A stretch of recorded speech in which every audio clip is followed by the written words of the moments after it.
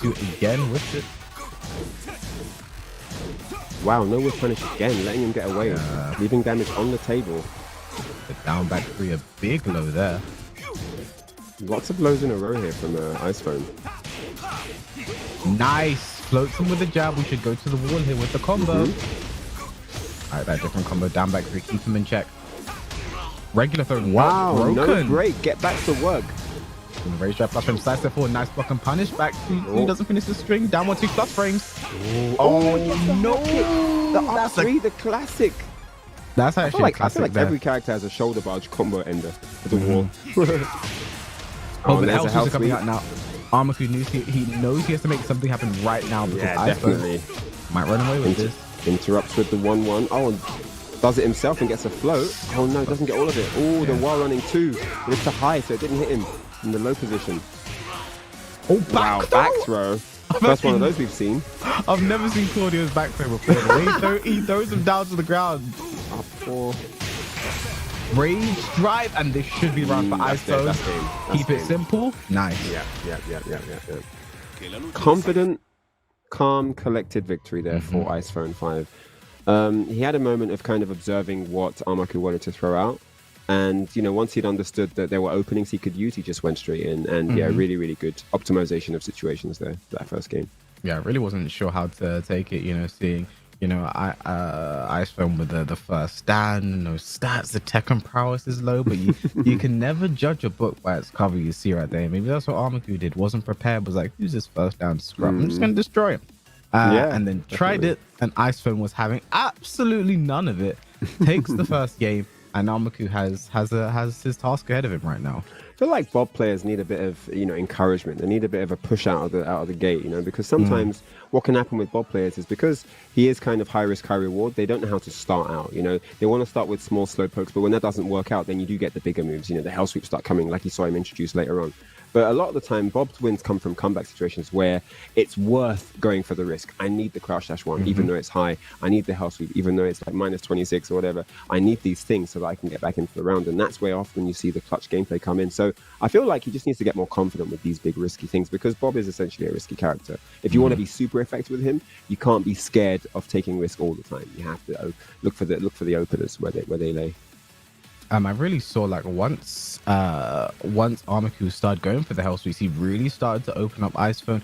He started to look really lost there. He wasn't blocking them, wasn't even hop kicking to try and dissuade him from doing that. So that's why I want to see more of Armaku. Just get those hell sweeps going, and you can get the hell sweeps going with Kazuya as well. Hey, there you go. I was going to say, it's quite ironic that you don't see a Claudio going for many hop kicks, you know, because the up 4 is just such a classic launcher, isn't it? It's very hard to whiff punish if you're out of range, and it's very fast if you want to interrupt it. So one of the go-to things, especially if you want to dissuade slow approaching low attacks, you know. But yeah, well, maybe we'll see some this game. Who knows? I mean, I know you're going to be happy to see a Kazuya here. Oh, finally, let's go. In my nice leather Mac. Oh, and speaking of hop kicks, I think he was listening to commentary straight away with the up 4. It's a starburst figure, goes low. Oh no, the down back 3. I'm at 3 again, but a trade, not the worst thing in the world. And the running 2 ends it. And Ice Phone is running away with this right now. Damn. Definitely stealing it all. Okay. There we go. Yep, 4-4-2. Great low parry there from Ice Phone. Really on point right now. Gonna build Starburst with this combo. That's it for nice block and punish. While running 2. Oh, but the back one gets through. That's such a strong move. The hop kick flip combo for Oki. That's it for gets a counter hit, a guaranteed down back 3 as well. Else this should be it with the wall right there. Yes, and he takes it. Kazuya on the board. Let's go. But the 2-2, the second hit just coming out of nowhere there. Yeah, he definitely wasn't ready. There's the electrics. Oh, Starburst kind of wasted right there. The back 3-3 catches him there. While running 2 again. What's it going to be? Kazuya backing up there. Oh, 4-4-4. Nice over use to the wall. Not over just yet. Gets up with it. Oh, goes for the range drive, but he blocks it. Oh, down forward 1-4, no duck. And again, man, that wall running 2 is so quick. It is high, but it's really fast. You've got to be so ready for that. For the electric now. Slash kick, trying to add some pressure here. Yeah, Armaku is kind of lost right now. Down back 3 blocks. No punish at all there. We'll take that though. Get something going. Okay. Again, just the float, just the challenge. Icephone, you cannot stop him from pushing buttons. Side step 3. Okay, stays down. Stature kick. This is a good start here, but the Beyblade, let it rip, and just like that, Icephone should be going to the wall. No starburst and no proper wall combo. Up kick, nice punish. One more hit's gonna do it. Oh, he's blocking. I don't think he pressed the button. Yeah, excellent patience. If he had pressed any buttons, that might have been it. I wish he had so little health. I actually don't think it might have killed him. Yeah, like a downfall. Okay, he's woken up here. Look at this. That's what we like to see. Looks like Armaku could have this round and his first game on the board. Trying to punish that. Look at 1+2. Yeah, and it's looking good here for game 2 now. Only needs one more hit. That's not the punish there. There it is, the stature kick for the 7 golden letters. And what a nice turnaround. Bob couldn't quite kick it into 6th gear, but then Kazuya came in and definitely was doing some speed there. Yeah, I mean, Kazuya can really get the party started. So once we got to that final round, the electric's finally getting crisp, his execution's warmed up, and he takes that first game, or his first game. It's now all tied up 1-1. And for those of you at home, every single game today, including winners, losers, and grand finals, is going to be all first of 2, best of 3 action. So it's just like great practice throughout the rest of the day. You know, no matter where you are in the bracket, it's always going to be that first of 2. So this is it. This is the longest the set is going to be. We're going to the final game right now, and I'm on Icephone. You know, I'm thinking to myself, let me get my head back in the game. I feel like he took his fourth pedal a little bit. A little bit, indeed. Yeah, he looked more comfortable against Bob as well. I saw that. I noticed that a little bit. Also, when Kazuya came into play, I'm not sure he knew what to expect, you know, quite from Armaku. But yeah, the turnaround was great. There was a moment there when I think it was 2 rounds to 1, where there was a real big turnaround in momentum. And then, like you said, the electric started getting introduced. Big damage was there, and ending it with the 7 golden. I mean, what better way to make a statement right there? So yeah, 1 apiece here. I don't know what's going to happen now. You know, I do see an angle where Claudio can still take this. Yeah, I mean, it wasn't like it was. I think the only round that was truly decisive was that final round, but Icephone is still looking super good. Everything is on point. Just needs to calm down, keep his head in the game.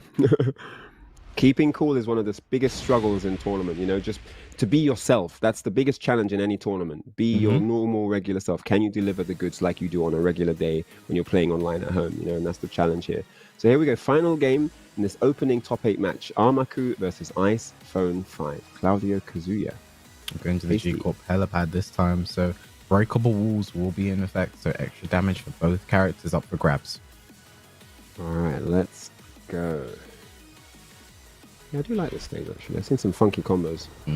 Wall-to-wall, Facebook combos. All right, so side step to be blocked. Let's break on regular. It's always a good sign. Yeah. 1, 2.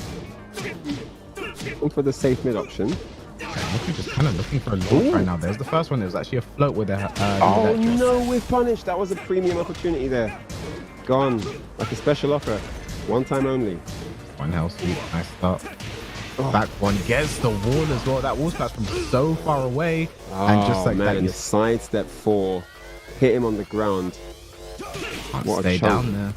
That's the thing about Claudio. And the up 4, the hop kick. That's the thing. Claudio's game is so deadly right now. That side step 4, then the back 1, then with the down forward 3 hit confirm, how easy that has become. He's not letting him get anything here. Down back 3 and trying to rush him down with the 4-4-3 afterwards. 4-4-4-2 afterwards. Just threatening the second of down 2. Down 2, yeah. A bit of a scrappy round. He blocked the health sweep, didn't launch, but eventually took the round anyway. And just like that, Icephone has switched the momentum back in his favor straight away. Nice the scary thing is when the round doesn't go that well for either guy, but the other guy still gets you, still clutches it, you know? Look at this. Armaku starting to get his pressure going. He needs that nice flow, and he converts. Flow, nice. Should get the wall. Nice combo. Flats. What's next? 4-4-4. 1-1-2 now. Nice. All right. Battling back here, pushes himself into a 4th round. Armaku's adjusted well as well. When he sees Icephone does his 1-2 jabs, he just interrupts again. He just does his own jabs because he knows it's not plus, and he's always trying to take his turn after that, and it's not his turn. Okay. He has to be really careful of that hop kick. There it is. Just as I could smell it. I was ready for that -13 electric. All right, and the side step 4s are doing big damage. There's a health kick. Gonna get the wall. Nice. Into the race drive now. There's a chance. Devil Kazuya. I don't know if I agree with this choice. Oh, and he doesn't care. I don't care about your transformation, says iPhone 5. Just a hop I'm going to kick. do my hop kick anyway. Just Sails a hop himself kick. into the next round of winners. What a set. That's unfortunate there. Just the hop kick was just really the difference maker. That you literally called it straight right before, and there it was. Because it was one of them situations where he had enough of a lead in terms of rounds. He had enough of a life lead in the game so that even if it blocked, you know, he could have taken the punish. And it was just a really interesting situation to break Armaku's momentum. He had a good combo. He'd landed the slash kick. He had plus, 11 frames, and he just needed something now. Hell sweep, electric downfall. And that hop kick was the breaking point. That was, shutting down all your options. And executed it perfectly. Yeah, just very unfortunate there. But that will not be the end of Armaku. Armaku will go down into our lower bracket, and iPhone will move on into the winners semi-final. So when we take a look at the bracket, we'll know who will be playing after that, depending on the winner of those games. But that was such a great start. You see there, even playing Rectified Damus or Divine Exorcist, or you see Armaku just move down into that lower bracket. So it's not all doom and gloom for the most part. But a great start there from iPhone. Big shout out to the graphics team. Awesome, beautiful graphics on display here. Look at this perfect blue and white composition. Absolutely phenomenal. And yes, there we see iPhone 5 marching forward there in the winner's side, and he's going to be taking on the winner of Damus versus Divine Exorcist 4. So that's going to be our next game, I do believe. So do we know who these two actually use? So Divine Exorcist is actually a Claudio player as well. I think there are like 3 Claudios in this bracket. There are 3 Claudios in this top 8. Also a Claudio player that uses Lars as a sub character. Also only 19 years old, a young one. Wow, we had some young ones earlier. That's some young guns well. in the EU one, didn't we? Yeah. Amazing stuff. Wow. Like I mentioned it earlier, Tekken 7 been like the most accessible Tekken, I find. That we get so many young people coming through in this game, and it's nice to see the future of this game is in good hands. Indeed. Yeah. Indeed. We have player cards for the incoming match. Let's run over and check those out and see what we're in store for. So here we go. Here he is, fighting GM Fizzle, the man in soft, 31 years of age, a very seasoned veteran from New York City. And he is going to be here to do some serious damage in this tournament. No losses. The first card with no losses so far. And this is definitely an impressive record. That the good old golden Magic 7 for the win. And he's going to try and increase that number here in this tournament. But he's going to have Iki Basara standing in his path. Only 19 years of age, as Kay was mentioned. One. So, lots of young talents here in this tournament. Also a very impressive resume here. Only 3 losses. Definitely a strong contender here in this match. And maybe it comes down to how much knowledge he has on Anna as a character. Maybe that's part. I mean, I feel like someone like fighting GM is going to be... Is going to be ready for a matchup like this. Any character comes, like you've been playing for that long, 100%. You've definitely got to be ready for the character. I feel like this is the fan favorite right now. The guy everyone at home is looking forward to see fighting GM. So Iki Basara has two opponents. The first is fighting GM, and the second is the crowd. Everyone at home that wants to see GM win. So it'd be nice to see them pull off this upset today. But fighting GM, undefeated coming into this, someone who is probably the favorite to take it all the way. Is if I had to put money on this, that's what I'd do it. But I'm not putting money into this because I'm an unbiased commentator that doesn't believe any side will win. I just wait down for the middle, completely unbiased. Yeah, it's going to be an interesting one. I'm actually wondering who he's going to go with. Are we going to get the straight up Lee Chaolan, or are we going to see some geese mixed into the pot here?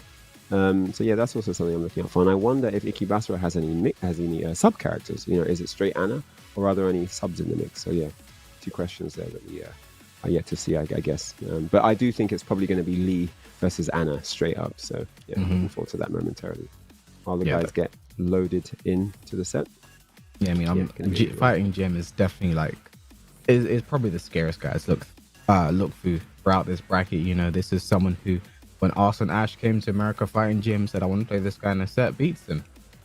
Something that very few players internationally can say that they've done. He has that underneath his belt. Arson Ash, potentially the greatest player in the world, top 2 in the world currently, people will say. So, definitely the name that when you're looking... I went to Germany for a tournament, and fighting GM came.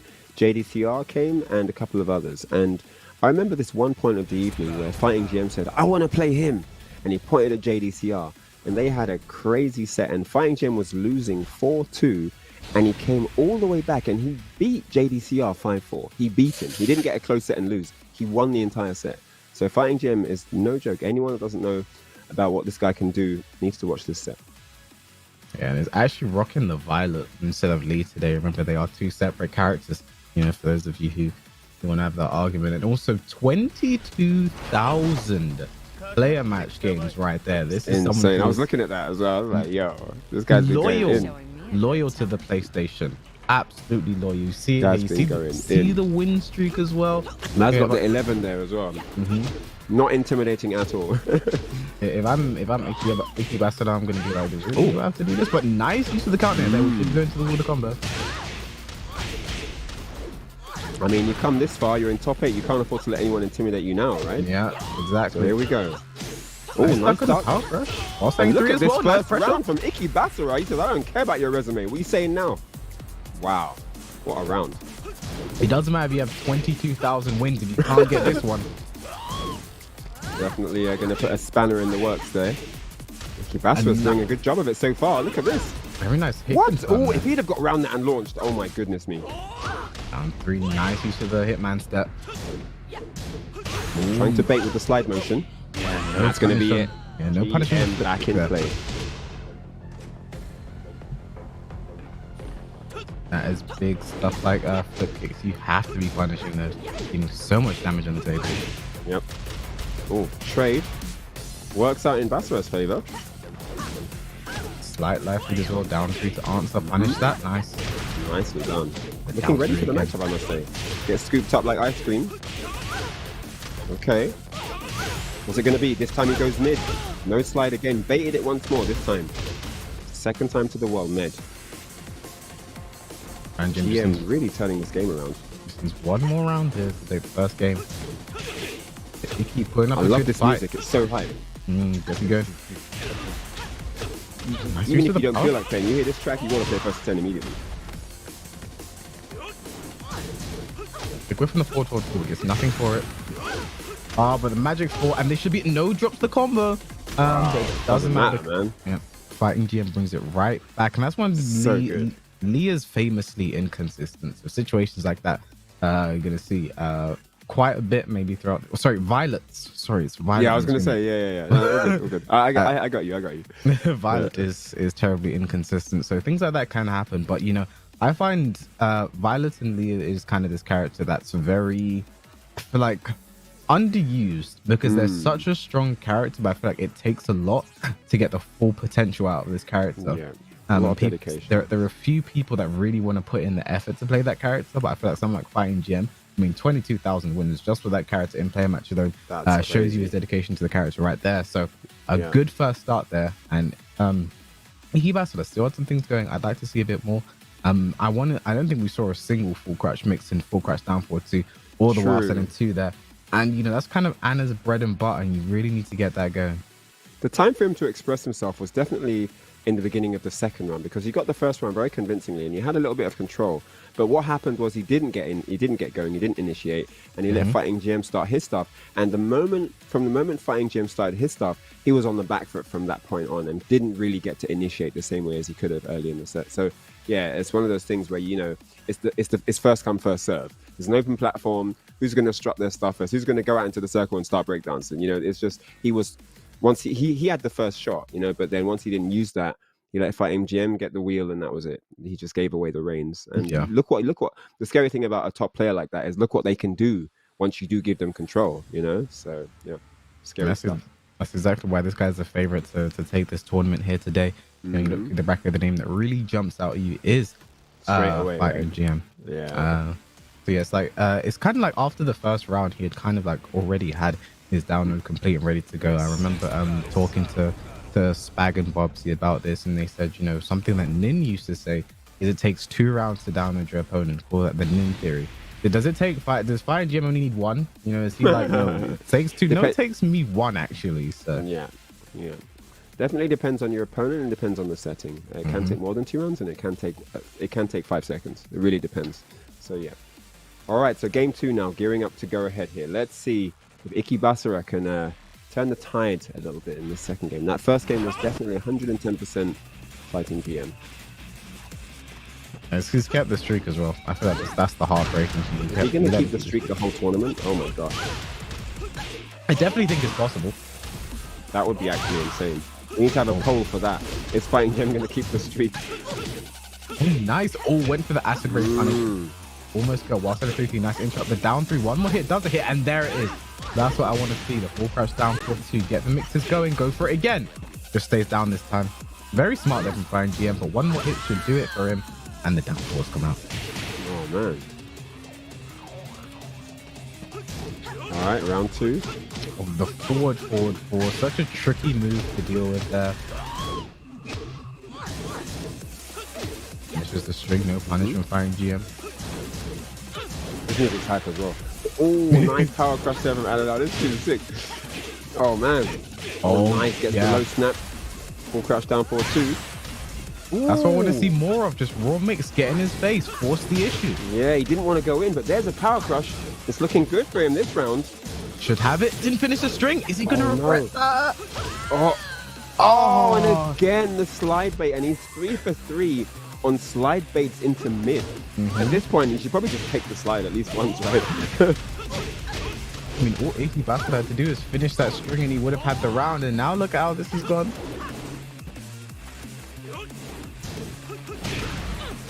Oh, all right, steps on in. Wow. Okay. Oh, nice. In the back, lumbago combos. That was so nice. Game. That is the round for 5. That is just the experience of a true veteran, recognizing the situation, side walking to the back, getting the string. Some people as well would like they get to the back, they'll just do like a hop kick or something like get a generic launcher, but he knows the string he can do for full launch, takes it, and just like that, find him. We'll move on 2-0. But Ikebasura, I feel like this is someone that definitely has potential. I'd love to see more of. It was just unfortunate that your first game in this top 8 had to be fighting GM. All right, so with that said, let's check a look. Let's check out the bracket, and then we see fighting GM marching forward confidently into that winner's semi-final match on the other side, away from Icephone 5, the Claudio. And yeah, those two, Armaku and Ikebasura, now drop down there into the lower bracket here. So we'll be seeing more from them a little bit later on. It might be either Damas versus Divine Exorcist or Sense Sonic versus Lemus Alejandro. I do believe our next game is going to be Sense Sonic versus Lemus Alejandro. So yeah, this is the other name in the bracket that really jumps out to me. Sense Sonic is the name I've been hearing whispered throughout the woods of North America as someone to look out for. A little bit of a hidden legend, someone to really keep around in this bracket. Someone I've been told about quite a bit. I'm actually looking forward to finally get to see play here today. And I believe Lemus Alejandro is the older brother of Divine Exorcist, the one who was able to win one of the Evo online warm-ups over in Mexico. So, you know, it's lovely to see all this competition, all the names that I haven't heard of and seen before. And if you guys want to be one of those names, you can also sign up and compete, get involved at compete.playstation.com. You know, these are tournaments that are open for everyone. Everyone can get involved. The one thing that's great is like all the tournaments are like integrated on your PlayStation. Yeah, you know what I mean? And like, they have a ton of games to be a part of. Call of Duty Cold War, FIFA 2021, NBA 2K21, and Mobile Suit Gundam as well. So yeah, there's a ton of games over there. Complete.playstation.com every month. I mean, it's not just a one-off thing. Every month there's action and you can win money. Perfect. Yeah. This is the Open Series final for July for this month. And yeah, I'm really looking forward to see how the rest of these games go. We'll have our player card of Sense Sonic and Lemus Alejandro very soon. For you guys, I say soon, it's right there. We have Sense Sonic stepping up all the way down from Mississippi. You see there, 25 years old, so a bit on the mid-20s. That's still young. I mean, it's older than me. I don't know how I can say this young, but whatever. You see, and there we go, 93% win streak. That's really impressive. I think it's almost, what's also impressive is like the high number of matches as well, like 46 and a 93% win rate. That is very high. Only 3 of those 46 games being losses, so definitely someone to be scared of. But Lemus Alejandro from Mexico, 23 years old. Yeah, and of course, when you talk about Eddie in that area, we do think of Abel del Mastro. There's lots of strong Eddies over there in that region. Wins 9, losses 4. That doesn't really mean anything at this point because Eddie is one of those characters where you could be really good but just end up with 4 losses. Do you know what I mean? Yeah. So he's in the top 8 though, so he's won some matches to get here. All of these guys, they're here in the top 8, so it does mean something, and these guys are good players and ready to go. So yeah, looking forward to this next game. Yeah, definitely someone too. I think a character who you don't have experience against can be a bit scary. And yeah, like you're saying, there only 13 games. It means it's not. I don't think it's not enough of a test to see how much you really have come. Compared to like on the other side, 60+ games. Yeah. So and I guess again, name as well. Like Sense Sonic is someone that's really someone to watch out for. From what I've been hearing, we're quite excited to watch him play. One thing I've learned as well is, there's a bunch of characters that he has at his disposal. Saying his main is Claudia, but also says he plays Lars and Alyssa as a main, and there's sub characters of Gamryu, Noctis, and Negan. So that's a wide character variety. Definitely a lot of variety. I mean, characters we haven't seen today. So yeah, I'll definitely be interested to seeing some Negan. That could be super hype, always a good character to watch. But here is our second Claudio of the day. Let's see, going up against Eddie Gordo. And Sense Sonic. Sense Sonic has you see that purple prowess on his name, the purple color. That's something I've been grinding for a long time. I really want that purple color next to my name, but I try so hard. Well, how do you get that? You just need to up your. So you see the Tekken prowess number? It needs to be at 530,000. Oh, right, and then you get that. Okay. Yeah, then your name changes to that color. This guy's been grinding hard. So nice, ready for the duck. When you see someone, 13 games means nothing. When you see someone duck a string like that, straight away, you know they're ready. This guy's here to play, isn't it? Oh, but there's the up 4 now. He's trying to challenge him. Should go to the wall here. No, just not shy. Quite. But build Starburst. That's the thing with the stage. I still can't find the walls all the time. Yeah. It's a little bit tricky there. Oh, and he goes low. Definitely a more unusual option. Definitely people opt for the mid more often than not there. All right. Oh, scoops him up. No, I want to see Sense Sonic use way more of that back 3 as well, especially in this matchup. Very good at flowing Eddie. Very good at catching him relaxed. Oh my goodness me! What a power crush. Alejandro is ready. I'm like, really, though, not ready for that. No, not indeed. And there he goes, like you said, relax with that back 3. Picking him up. Nice, just challenging there. Lemus Alejandro right now is definitely a bit relentless right now. Well, what is going on? He's just throwing it all out now. I like that patience though. Rage art? That's gonna work out. Does it? It's gonna put Sense Sonic in rage here right now. And one thing about Claudio players is they do not hold on to their rage. He's probably just gonna wake up and rage drive. Goodness me, he's tied it all up, man. One more hit's gonna do it here. There's the rage drive and the back one. Nice. What? That looked crazy. Back 2 versus 1+2. That was very nice there to use the out of range for the punish. That was the correct punish, just no space. I like the use of back 1 there in that situation just to beat any homing attack he could have tried. Any evasive move he could have tried. So very nice. Yeah. Going for it again. That's 3-4. So yeah, that was the back one actually, yeah. Very nice. Make up, guaranteed. Yeah. Sometimes it's best just get hit by the hip up. Yeah. Goes for the Beyblade, doesn't care. And the counter hit. Is it dead? Well, it's going to be very close. One more hit's going to do it, and he goes low and takes it. Wow. Match point to Lemus. Did we float that? Yes, with back 3.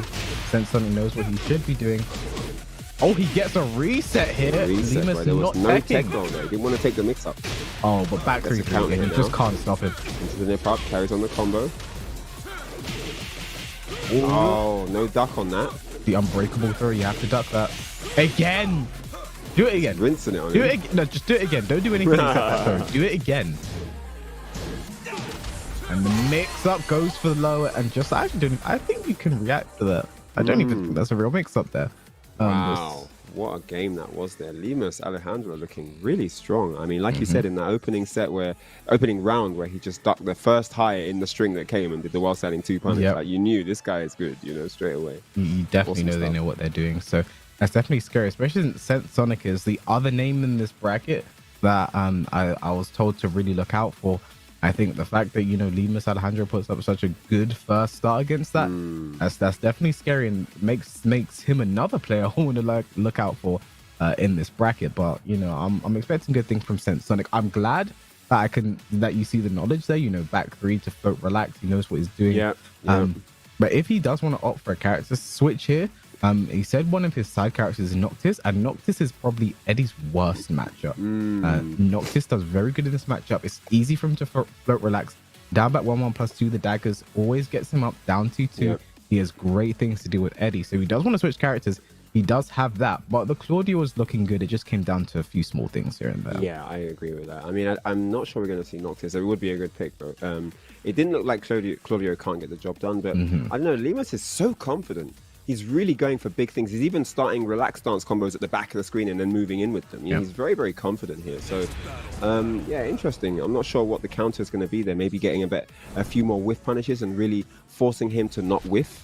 Because he's leaving him alone at the back where he's starting stuff and not interrupting strings. So maybe that's some opportunity for damage. Claudio can close down the range very quickly with 4-4-4-3, with 4-4-4. I mean, he has a lot of options to get him in fast. And then, of course, if he does expect that Eddie's going to come in with a low, he can hop kick it at any time. So, yeah, let's just see what changes up here. But there's definitely some opportunities for damage. Yeah, just sticks with the Claudio. I respect the decision. Like he knew what to do. He knew the counterplay. Yeah. It's just a case of, like you said, Lemus Alejandro is very confident right now, and it's really showing through his gameplay. Definitely. I mean, that's what it is. You want to insert the fear early. You want to impose your will and insert the fear. Vermilion Gates. I do like this stage. Definitely, I think probably my favorite Tekken 7 song. I think so this stage. Cool. And this is what I'm talking about. He's just asserting himself, going in with mix-ups and just forcing mix-ups. And then when Sonic has a read on him, he goes for the power crush a lot, and it's working out so far. But not this round. Look at this. Sonic with a big life lead here. Oh, man. That back swing blow launch just out of nowhere. That's very unfortunate. Not the best combo.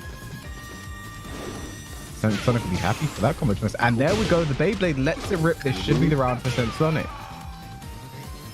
Classic forward 1+2, 1+2, and that's it. Takes the round comfortably in game 2 here.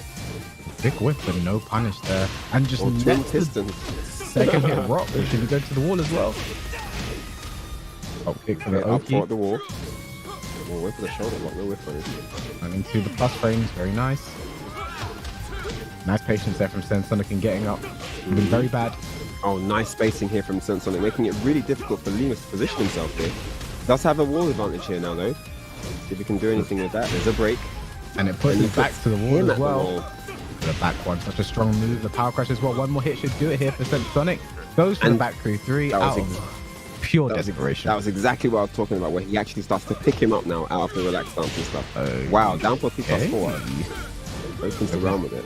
Oh, he's trying too much. Oh, no! We actually saw that earlier today. Launching that isn't the easiest thing because it's very unique block animation.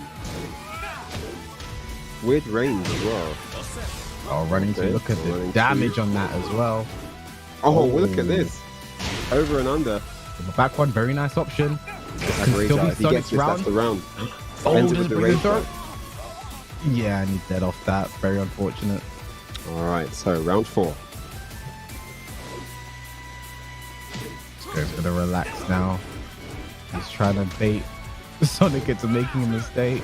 And there's things happening all over the place. They're jumping over each other like a Cirque du Soleil performance here. Over and under, and again, third time in a row here. Look at this. Crazy exchanges here. I've never seen any of these before. Oh, went straight for the hotkey, didn't work out. Running 2, gets the plus frames. Oh, the counter hit. 3-3, yep. Nips him up here. We're going to go to the wall now. Well. Nice combo. One more hit does it here for Lemus. Nice patience there from Sonic. He's going to use Rage Drive. But when? There it is. No, it's wasted now. A nice duck and running too. The high into the punish. Set point to Lemus here. Oh, and straight into the slippery kicks. Catches in low.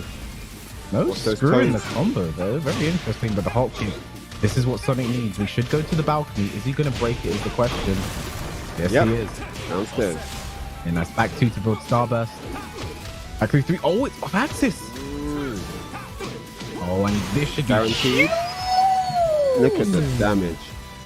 Now, now that was very spicy. You know, that in the back right there. I didn't He even was ready know, for like, that punish. I didn't even know the last hit launches like that. But I guess you never see it in neutral, right? So just the awareness, you know, that is the thing to do in the back. When you have Starburst as well, like that's a nice way. That was crazy. What a to end statement round. there. Because I think he got hit by it a couple of times, and I think he'd been mentally preparing that punish. Like, okay, Yeah. got me that time. But if he does it again and I block it, I'm unleashing this punish, and what a way to end that game. Exactly.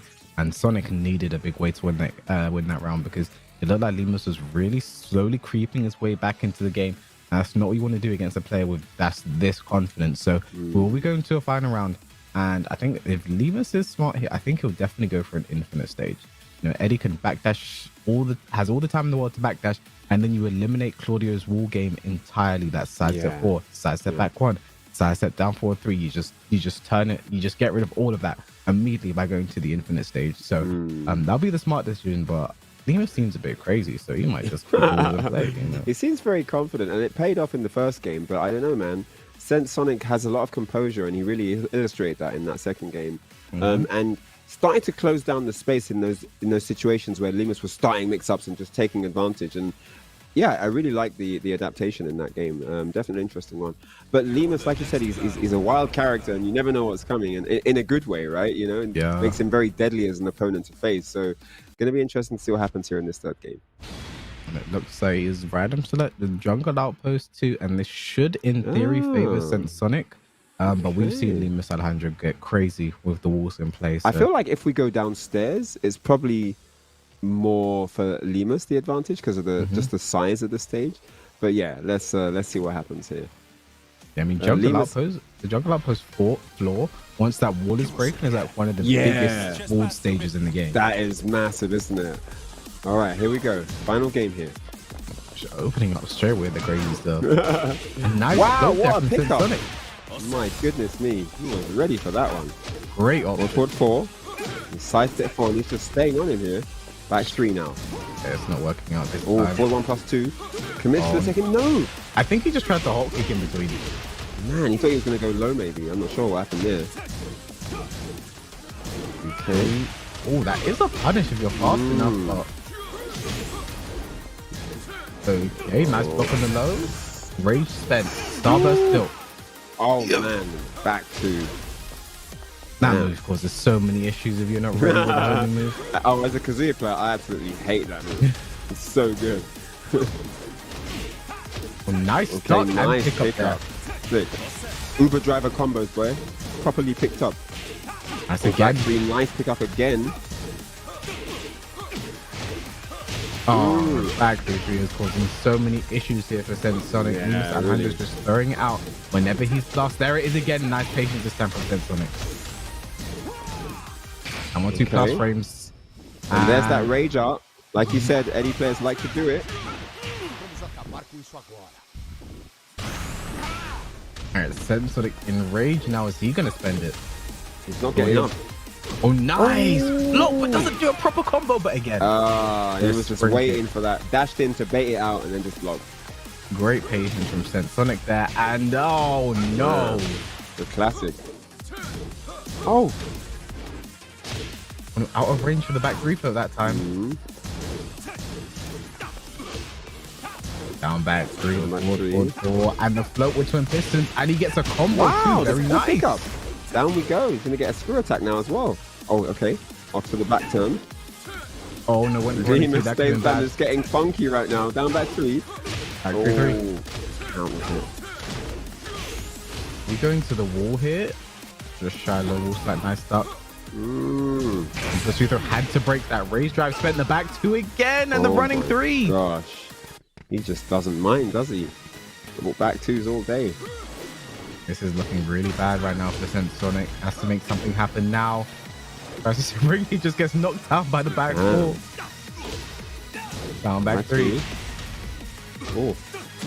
That's step 4. You need to get that wall game going. Yeah. And he went low and got hit by the mid. Out of nowhere.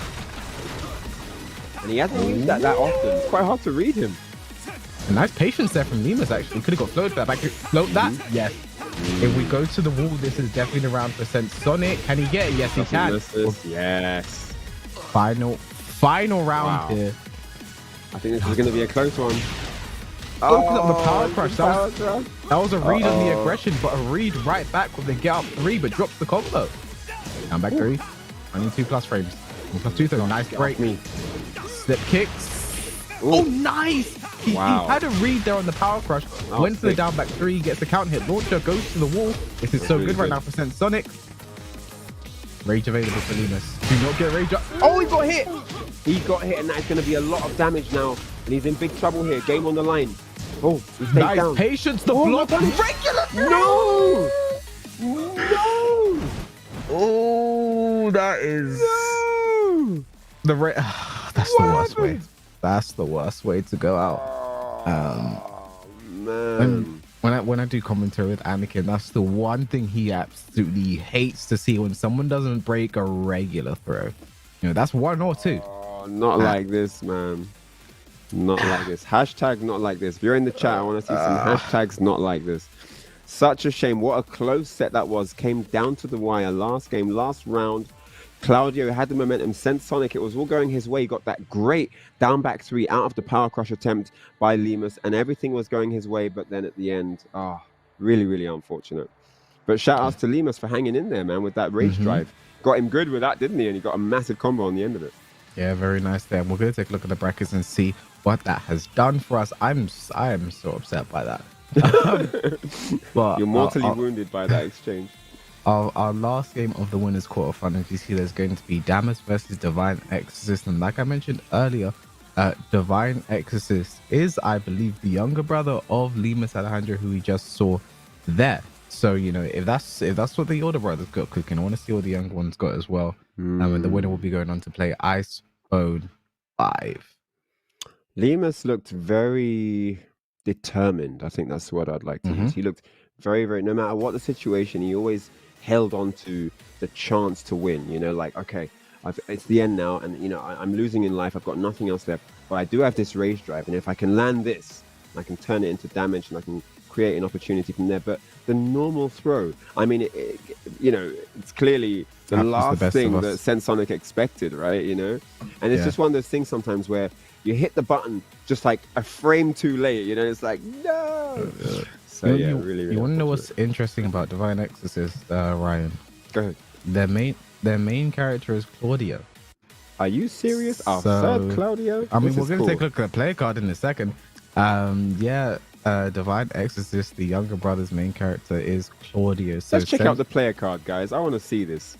Oh, Kunimitsu for Damas. We have Damas repping the Kunimitsu there. I like Texas. That. I like that. Yeah, another Kunimitsu. We saw a great one earlier in the European bracket. So 92% win streak. He's one loss going into doing this. Some damage. Wow.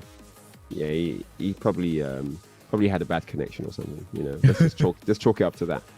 And there we go. You're not wrong. It's right Another there. Claudio. This is awesome. And 19 years of age. Wow. Awesome. Yeah. Awesome this is the younger brother, the one I said, who did win the Evo online warm-up. One of the Evo online warm-ups over in Mexico. And you see there are 100% win rate. I think that's the same. Look at that. The same number of wins as well that Fighting GM had coming into this. Both with 7 wins coming into this. So both someone scary to look out for. I feel like the Mexican Tekken scene is one that I don't really know, you know, pretty much anything about. So this is really a nice eye-opener for me to see how they play. And if Divine Exorcist plays anything like his brother, there's going to be a lot of partying going on the stage. We're going to have some fun. Well, one of the best formulas for leveling up, boys. Play with your brother. But yeah, these two guys looking really good. I'm excited to see this one. Lemus definitely put on a show, and he's going to be marching forward in winners after that clutch. So yeah, it's interesting. I wonder if we're going to get any Claudio mirrors in this tournament. That could be quite fun to watch. I mean, we have 3 Claudios. The chance is pretty high. One of them in the losers bracket right now. Yep. But Sonic is someone I expect to make a long lower bracket run anyway, so I don't think that'll be too much of an issue. Who's your money on, guys? Let's see some ones in the chats if you think Claudio's going to take this. No, it's Lars. Oh my goodness me. No ones in the chat. No ones. Well, if you think Divine X is going to take it, let's see some ones. And if you think that Damas is going to take it, let's see some 2s in the chat, guys. Let's go. Kunimitsu versus Lars. So you got the purple name as well. I'm jealous. You gotta keep that grinding up, man. Get those purples in stock. Yeah. Yeah. Just Right. keep putting up those second grade makers. So gone for Lars instead of Claudio here. Very interesting. Definitely. I wonder what that choice was all about. Twilight Conflict. Got the random generated stage there. Maybe just a preference in matchup. Maybe feels like Lars is because sometimes it's not even about like a character matchup thing. Like there can genuinely be a situation where this character is a better matchup, Right. but you feel when you use this character, you feel better against this character regardless of how the matchup is. So this Okay. Well, there's a couple ones in the chat and a couple twos in the chat as well. So fairly even Stevens there in our little poll. So let's see what happens here in round one. so that's Down for 3. go straight for the Nice unblockable. start.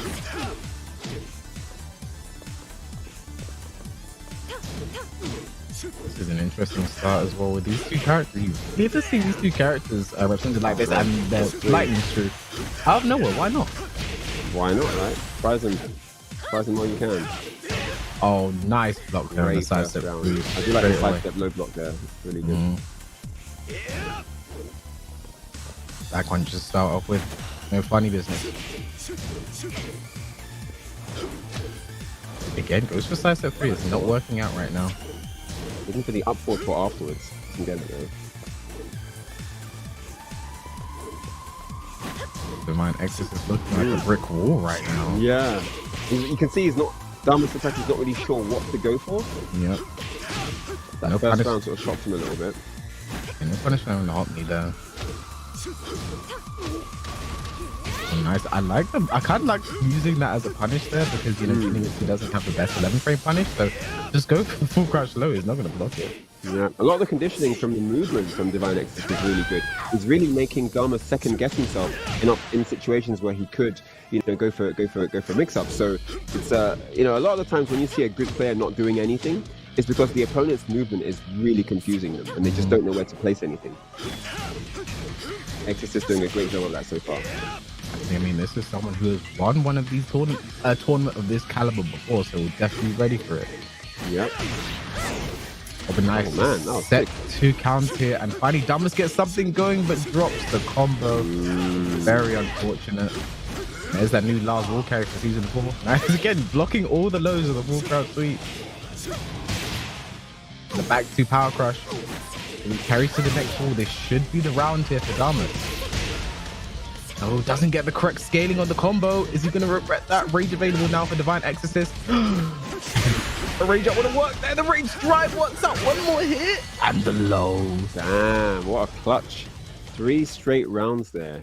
Oh my goodness me. That first round was a dominating attacking round. And the second round was a great example of just movement control. He kind of stopped Damas's options by not doing too much, but staying in a certain spacing where it was awkward. It wasn't really a comfortable option for mix-ups. Yeah, and that was a really good third round to clutch it out. So yeah, wow, 3-0. I mean, Damas just looking a little bit starstruck if you ask me, dropping combos, not doing the correct things in the correct situation. Like when he got that combo at the end there, if he gets the correct scaling with the combo by doing, I think, a down one before that, that combo kills and he takes the round. In similar situations, he just drop combos. I feel like just really just needs to get his feet wet a bit more, not ready for this. But Divine Exorcist is ready every single situation. He's not letting anything go to chance killing as soon as possible. So let's see if Damas has an answer here. Yeah, going to be tricky. I mean, I think Kunimitsu needs to get a bit stuck in. I don't think you can play that passively. She's not a heavy hitter in that regard. You have to take your shots in spots when you can get them. So yeah, a little bit more initiation from Damas could go a long way here. That's what I really want to see. I mean, when you let someone like Divine Exorcist, who we saw his brother earlier, you see that kind of aggressive, balls to the wall play style that probably, his brothers also were seeing a bit of here. You really have to sort of counter that with your own aggression, because I feel like there's only so long you can defend for, and you're not going to guess right in every situation. And the more you get hit by things, the more you start to second guess yourself. And the longer that goes on, the harder it becomes to play against someone like that. So, hopefully Damas has an answer, because if not, we could be seeing a fast 2-0. It could be indeed. That first game, if that's anything to go by, it's going to be pretty quick to Divine Exorcist. But let's see what happens in game 2. It is Kunimitsu again, no character switch. but there is some observation that has taken place in that first game. So maybe Lemus has got a new idea for how to approach this game. Let's see what happens. This is it, the second game here, potentially the final game if Divine Exorcist ends things right here. But I hope Damas has something to bring to the table right now, because if not, he's got cooking. this could hurt. Let's see what he's got cooking up for us on the Hammerhead stage. I do like this music as well. It's kind of hype. It's like a movie finale music. Yeah.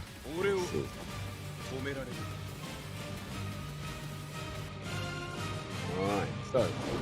And I like what Damas did. They went immediately for a costume switch. I like to do that myself. You know, come to the next game with a completely new mindset, completely new clothes as well. You know, change everything. Again, just trying to get that side step 3 to work, and it hasn't landed yet. One throw broken. The nice goes for the OP option. That's the when you break that throw, you're still kind of in a mix up there. So yeah. the side step 3 works finally. Damas just needs stuff like that. You know, don't be afraid to go for these things. You can't afford to do. If you give them too much opportunity, you're not going to get to do anything. And this is what's kind of happening now. He's maybe, like you said, a little bit starstruck. Oh, and a great duck to the while-standing one. Shoulder's not going to be dead, but down for one. Seals the deal. And back one to stay away. Nice block. No launch though on the set 3. That is minus 16. Oh, but wow, carry there. Reading everything correctly here. Divine Exorcist. 1 point. That was the combo though. No Punisher in the back 2 as well. No Punisher in the back 2 launcher. It's minus 12. Like nothing really working out for Damas here. Yeah. Looks like a little bit to be a little bit out of his depth right now. And there's that lightning screw, and this should be the round for Divine Exorcist. One more round is going to be a 6 round straight for Divine Exorcist. 5 straight rounds here for Divine Exorcist. This is crazy. What's he just trying to do something? I mean, Damas out. He needs to get in. He needs to get something aside. Yeah. Everything is Divine Exorcist right now. They're free to block and blocking everything. This time. Damas is trying stuff, but nothing's working at all. And everything he tries to do gets blocked or countered or with punish. So it's a really difficult challenge. But here we go. He gets something started here. Nice combo. Gets some space back for himself as well. Let's see what he can do here. He's going to work now. Got him in the corner. What are you going to do with him? Okay, decides to 3 back to the 3 bad situation as well for the Divine Exorcist. Don't tell me he fights his way out of this one as well. Down for the 1. Trying to get around on the board here. Can he do it? Oh, up forward 4, but it's blocked. There's a chance now. Oh, the low duck on the high. The back and he finally, oh my goodness me, what a struggle. Gets his first round on the board. Press down 4-3 into the 4-4-2 now. That's guaranteed set 2. No counter hit though. 1-1. Round like 4. Down to 1 throw not broken this time. The OP. Wow. That seems to work quite a lot, that particular throw. Yeah. It's one of the ones that tricks your mind. There's the lightning screw into the shoulder was guaranteed there, but went for a mix up. Nice block. Again. Full crouch down for 3. And the low. Yes. I feel like Divine Exorcist needs to adapt to that. When you're doing these lows at like minus 11, minus 12, he's going to go for the sweep. You have to block and launch it. He's back in the game here. I did not expect to see this. He's doing pretty well now. Yeah, but no break on the 1+2 here. Question. He wants to get that throw again. He saw it. I saw that, yeah. He's hungry for it. We'll get to wall splat. Here's a combo. Hello. Splat to keep him close. Orbital. No, nice punish there on the lightning screw. Oh no, he's missed the combo. With damage on the table here. Got to finish the greens. Okay, but the Gunai. Nice, yep. The hot knee. This should go through, but it's not going to be dead. It's going to be close though. Drops the combo intentionally. 1 throw broken, goes low. No, that's not the punish. Only minus 11 for the freeze try. He doesn't pick up. Oh my god. Oh my goodness. Oh my goodness. One more hit. One more hit. Oh. That was so close. Oh, I got the round that almost killed Ryan. That was wild. Oh my god. That one. Oh, that one really could have gone either way for any number of situations there. You know, there was a missed punishes, missed throw breaks. We got the, I mean, that round technically belonged to Divine Exorcist. The moment he got to the wall splat on the race drive, that should have been it. That should have been it. Yeah, a few mistakes on both sides. Got a bit scrambly at the end there, and man, so close. I thought Damas was going to steal it. Actually, it looked like it was his game. He's really going to be kicking himself. We'll take a look at the bracket to see how that affects things. Now that all of our first round, our winners quarterfinals games have been played for this top 8 bracket, and it's just all so unfortunate. And Divine Exorcist will move on to play Ice Phone 5, which could potentially be a Claudio mirror match. You see Lemus Alejandro going up against Fighting GM, and then Damas will play Armaku in the lower side, and Ikebasura will be playing against Sense Sonic, the guy I'm expecting to have a nice lower bracket run there. I mean, what do you think about those first round games there, Ryan? Yeah, I really want to see Lemus Alejandro versus Fighting GM. I think that's going to be a banger for sure. Both players very explosive, both players very confident, and they know their characters well. So I'm really interested to see that one. That's for me like a winner's final, at least from what I've seen so far. That's like a winner's final caliber of match. And then of course, Sense Sonic's going to be doing some due diligent damage in that lower bracket, looking really strong already. So yeah, going to be an interesting one for sure. Yeah, and if you guys want to get involved in these kind of tournaments, you can at compete.playstation.com. Maybe one day you'll be up here on the big stage fighting for the money that we have up for grabs for all of these players. You know, not only the money, the bragging rights as well. Maybe we'll all be here with you guys as well. But yeah, this has been a great start. I feel like for a tournament where most of the names are kind of on the more unknown spectrum of things, and you have also the big players, you know, like Sense Sonic and Fighting GM as well. Like you really can't call how this action is going to go. But I do expect Fighting GM to have a few more wins left in the tank. I'm wondering if he's going to keep the streak. You know, I'm wondering if he's going to keep that streak he's been building up, because he has been building a little streak both in his games on ranked and also his win streak right now. I think he's got 12 or 13. It's going to be interesting to see if he can ride that one out all the way through to the grand finals and beyond. But to find out, you're going to have to keep on this stream and tune in after the short break we're going to right now. But don't go anywhere. Well, get refreshments, but make sure you come back for more action very shortly. We'll see you soon. Masters event registration for the Tekken Online Challenge 2021 seasons open up July 31st.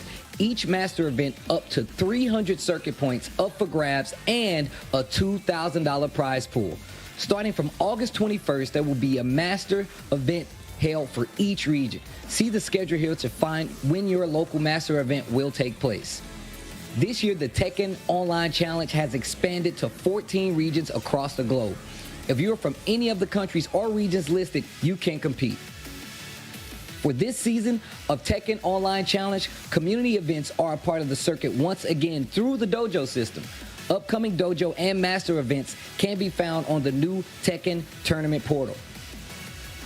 All the information you need to know about the new season is available at TekkenWorldTour.com. Go to TekkenWorldTour.com to begin signing up and competing in the Tekken Online Challenge 2021 season.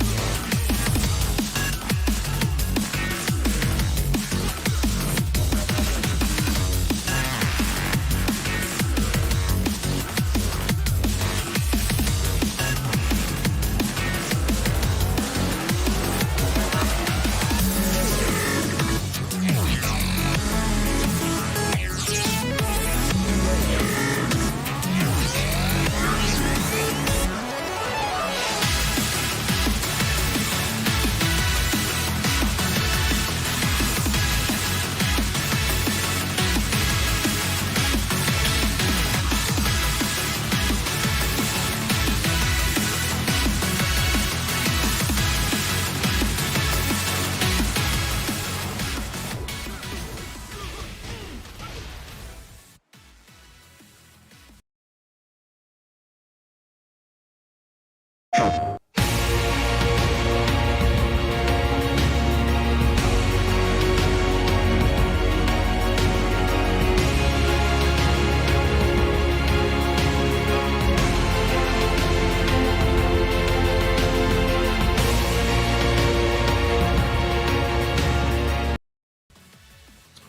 is up, everyone? Welcome back to the Tekken 7 Open Series monthly final for North America. That is a mouthful right there. For July, I am K-Wiz, joined by Ryan Hart. We've had some exciting Tekken action already, and I can't wait to get into more. How about you, Ryan? I've had a great time. I mean, I think the big question on everyone's minds right now is, will Fighting GM win the tournament with his win streak intact, which he's been storing up very interestingly here. Let's go into the brackets and check out the progress of the tournament so far. It's been really, really cool.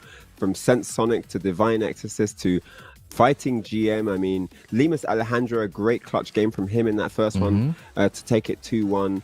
The brackets have just been wild and really, really just crazy pandemonium everywhere, and I've been loving every moment of it. Yeah, you can see the lower bracket matches. The first round have already been played, with Damas taking it over Armaku and Sense Sonic taking it over Ikebasada. So, you know, Sense Sonic, like I said, I'm expecting quite the lower bracket run. I'm putting a lot of pressure on his shoulders right now. But yeah, we will be getting our winners semi-final game right now, which will be iPhone 5 versus Divine Exorcist and Lemus Alejandro versus Fighting GM.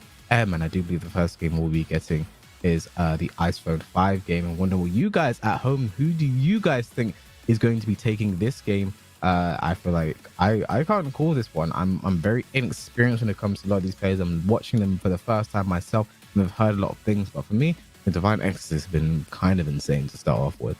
Really, really, really cool. Isn't that L from Death Note behind you on the wall? Anyway, the hairstyle looks like L.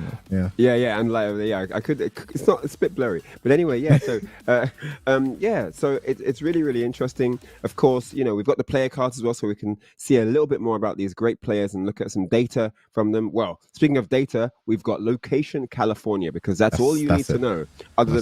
Other than his name's iPhone 5. That's the only information. Plus Claudio, that's the character. And the win ratio is looking strong. 78% wins. Only lost 4 times, which is really, really good, actually, especially at this level. So, yeah, it's going to be on player 1 side, I believe, and then going up against Divine Exorcist, also using Claudio. So, yeah, well, Claudio, let's go with that. Julian Lemus, 19 years of age. We did see the Lars run out, actually, last time, and, you know, actually continues his undefeated streak right now, still undefeated right now. So let's see if iPhone can put a pin in that. But will we see the Claudio mirror? Is he going to continue running that last today? Who knows? And we have 3 Claudios in this top 8 bracket. We're going to get at least one Claudio mirror match. I feel like the people at home are going to feel robbed. I wanted to get a mirror. I mean, the Lars look sick though, so I don't know, man. Yeah. I mean, I think maybe he doesn't like the mirror. You know, that could be a thing. I know some people are not really big fans of mirror matches where where their own tactics can be used against them. So maybe there's where a secondary comes into play. But yeah, either way, I'm hyped about the match. Yeah, Claudio mirror would be cool though. That's how people saying 72% in Divine Exorcist's favor. I think if you watch those first games, I'd kind of be leaning the same way. And Divine Exorcist being one of the EVA warm-up champions anyway, you know, definitely someone who has that experience and that caliber to take it all the way. And I guess with Iceland 5, we don't know enough about him to sort of, you know, root for him right now. We know he is somewhere in California, and that's it. That's the only information he's prepared to give up. Random question for you guys on the stream. So guys, if you had the choice, you can only choose A or B, right? A is that you get to win 1 major.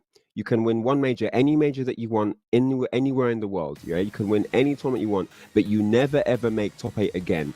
Or you come second in every tournament you enter, but you never ever win.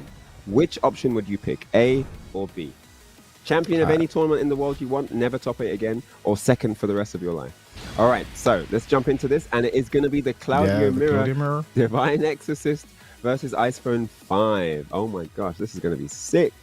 And that question you asked, A or B, for me it's hard, because there was a point between like 2019 and 2020 that was actually my life. I came second in every tournament. Like I had such a bad curse, you know. It didn't matter whether I was starting grand finals winner side, grand finals loser side, top 8, like it never mattered. It was just second place. And you know, I could never answer that question, because you could win any tournament you want. You could win Evo. You could win the Tekken World Tour Grand Finals, any tournament in the world, but you will never make top 8 again. Or you can infinitely come second. So yeah. The thing is, right, for me personally, I'd say A because I've already done B. Like I've already lived B. So. And nice, here we go. This is exactly what I expect from the Claudia Mirror match. Just trades all over the place. Indeed, looking like a Wall Street game. Oh, looking for the launch. Access denied though. Oh, nice launch there. Catches him stepping. That's a creep around in there. Does running to bring back the Starburst again, but nice block on the down. Nice, that was really sick. Oh, great duck on the 4-4-4-2. Should be the route. Yes, it is. Nice combo from Divine Exorcist.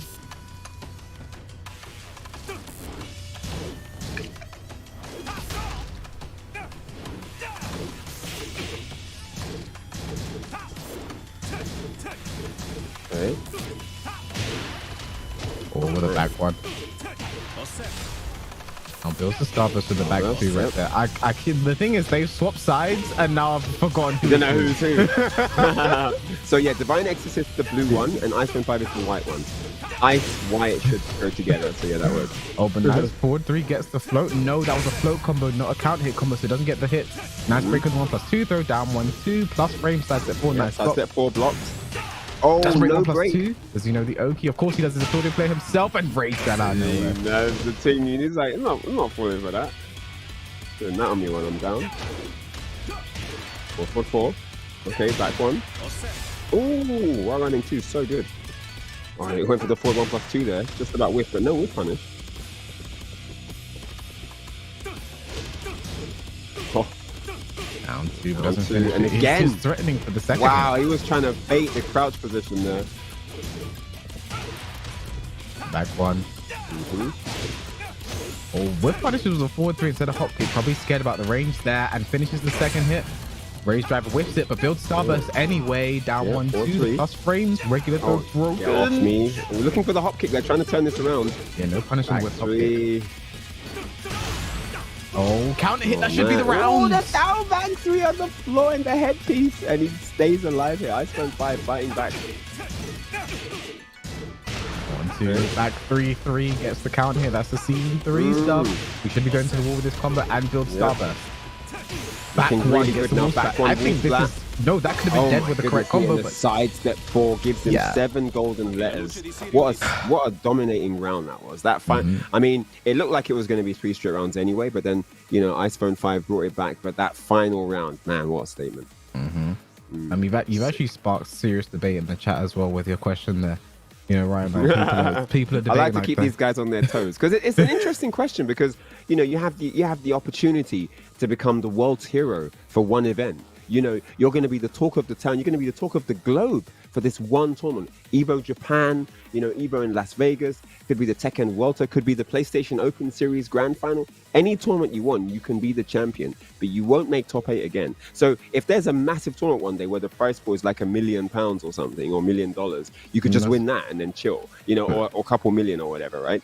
But then if you wanted to make consistent money, then infinitely coming second could probably help you out there as well. It really depends what you want. Do you want the glory, or do you want the consistent paycheck, or, you know, what's in it for you on a personal level? So I feel like it definitely very person to person. Me myself, I feel like the worst places to finish in a tournament are 9th, 4th, and 2nd. I feel like second is the top. It's of all places I finished in a tournament, second by far hurts the most in every, like I've never, at least with 3rd place, like you were almost there but not close enough to taste it. With 2nd place, like there's something that stings so much about 2nd place that I feel like over time I just forget the money and just like I just want to win. Do you remember who came 2nd at Evo 2018? No. Q-Dance. Oh, that was the Kudan's low high. But this is what I'm talking about. It's so hard. No one remembers who comes 2nd in events. It's so sad as well. You have to like think about it. It just goes to show you, you know, like if you come first, everyone's like, yeah, low high won that year. You know, Arson Ash won that year. But when you ask who comes 2nd, it's like people have to think, and it's like, Do you know what I mean? It's such a shame. And Q-Dance is like not like an unknown player. You know what I mean? But yeah. All I did was remember Low High's win. I can't remember who he won over. Yeah. It's so funny. It happens in every game as well. Who came second? You know, it's just one of them things. Think for a second. I've definitely had that. The thing is, so much has happened. We didn't even notice the iPhone 5 has gone for a Marduk pick here. Can we get some green Kappa Frogs for Q-Dance? Sad Peppy in the chat for Q-Dance there. No one remembers him. Even though he's a legendary and absolutely amazing, talented player. Oh, okay, we got Craig Marduk. How did we miss this? Yeah, I mean, iPhone 5 did, in the mix. You know what? It didn't give us any information, so we didn't even know there was a side character. Oh, nice pushing throw into the mount. Yep. Ooh. Forward 3 into 4, nice. The back one. Rage drive spent. Rage drive. Yeah, goes mid. And there's the tackle. This could be it if he doesn't guess right. He does. I feel another tackle coming on, but Rage drive stops that. Faster than 1-2 plus frames, and there it is. Wow. That was nice. Yeah, the down back 4-3 to close it out there. Smartly done by Divine Exorcist. Looking for that forward 3.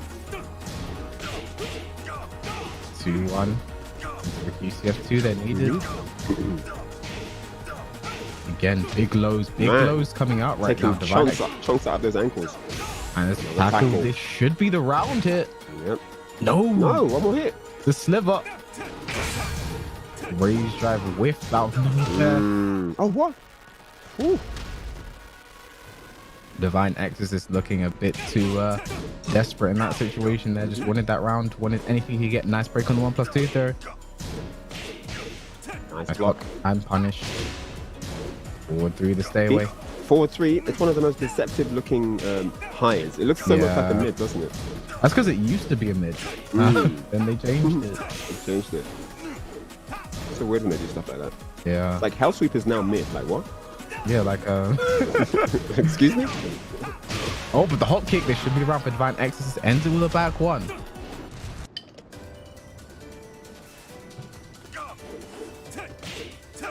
Down 2.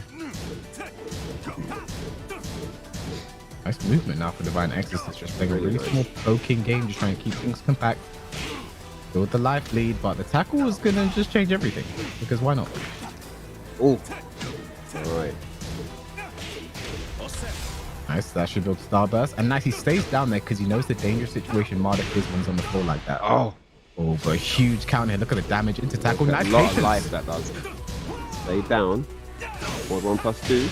Oh, and the up 4, he just does it. And that is going to be the game. iPhone 5 unfortunate, unsuccessful with the Marduk pick, but it wasn't a bad one. It looked good at a certain point. Yeah. Yeah, man. I feel like that pick could have worked from the start there, but a little bit too little, too late. I mean, the Divine Exorcist will take that 2 over iPhone 5 to move into the first player to go into the upper bracket final. And we'll take a look at the bracket to see how that has shaped things. But yeah, you know, iPhone 5, the complete unknown we only know is from California. We didn't even know he played Marduk. Didn't want to give us that information to surprise us later on in the stream. But unfortunately, it did not work out. And Divine Exorcist will move forward. You know, like I mentioned earlier, Divine EVO warm-up winner for one of the Mexico events. So definitely someone to be scared of. And let's take a look at the bracket right now.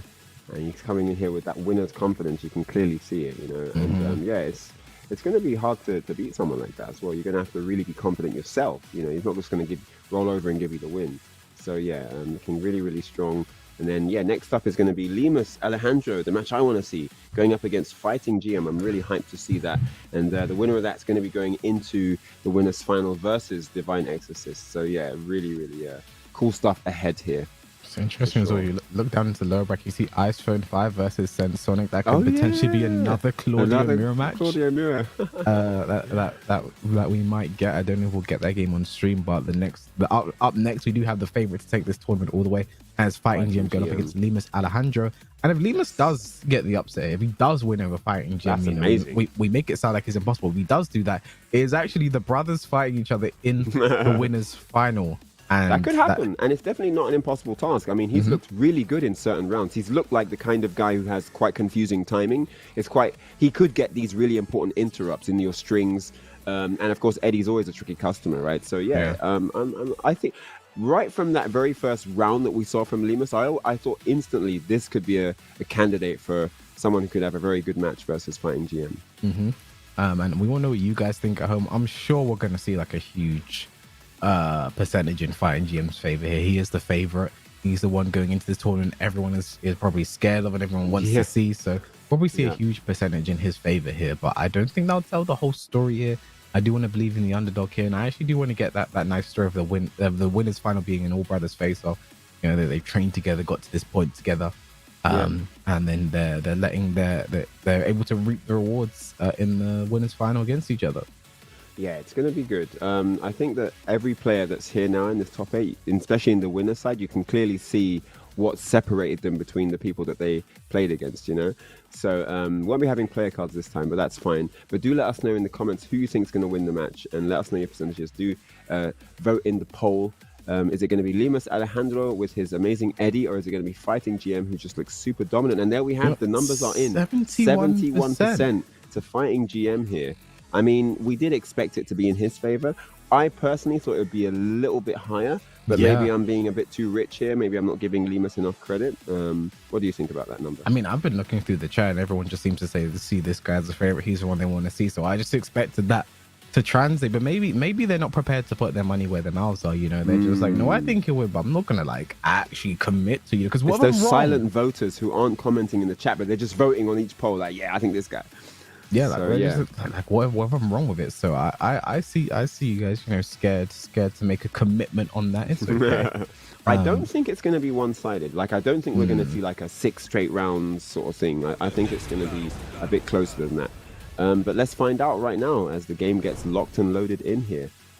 Lemus Alejandro versus Fighting GM.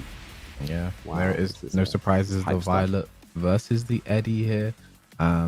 Also still best of 3 action. It's going to be the entire day best of 3 first to 2 action, so very little time to adapt to your opponent. But the thing with someone like Fighting GM is we've been playing this game at a high level for such a long time, you kind of expect them to know what to do against a character like Eddie that can trick other players who haven't had that same level of experience. 100%, yeah. A bit of, you know, I don't know, a bit of decisive trickery is really crucial, especially if you're choosing to main a character like Eddie, you have to use that aspect of the character, you know. I mean, with that said, I'd say the same for Lee and Violet too, right? So, oh, that was actually a throw break. And there was that throw break. It worked with that as well. There we go. Lemus getting the first launch here, the first big chunk of damage goes to him. And there. Is this going to be the 13 win streak off here? Look at this start from Lemus. Whoa! Wait a second. Let this guy play. Let him press a button, please. There we go. 4-4-3 will start some trouble. Nice down 3. See the backdash there from Lemus after the down 3. Yeah, he didn't want to take any of that hitman stance nonsense. He's like, I'm out of here. Music's hype as well. Oh, counter hit magic 4. Dealing all the damage. Over to the wall we go here. Yep.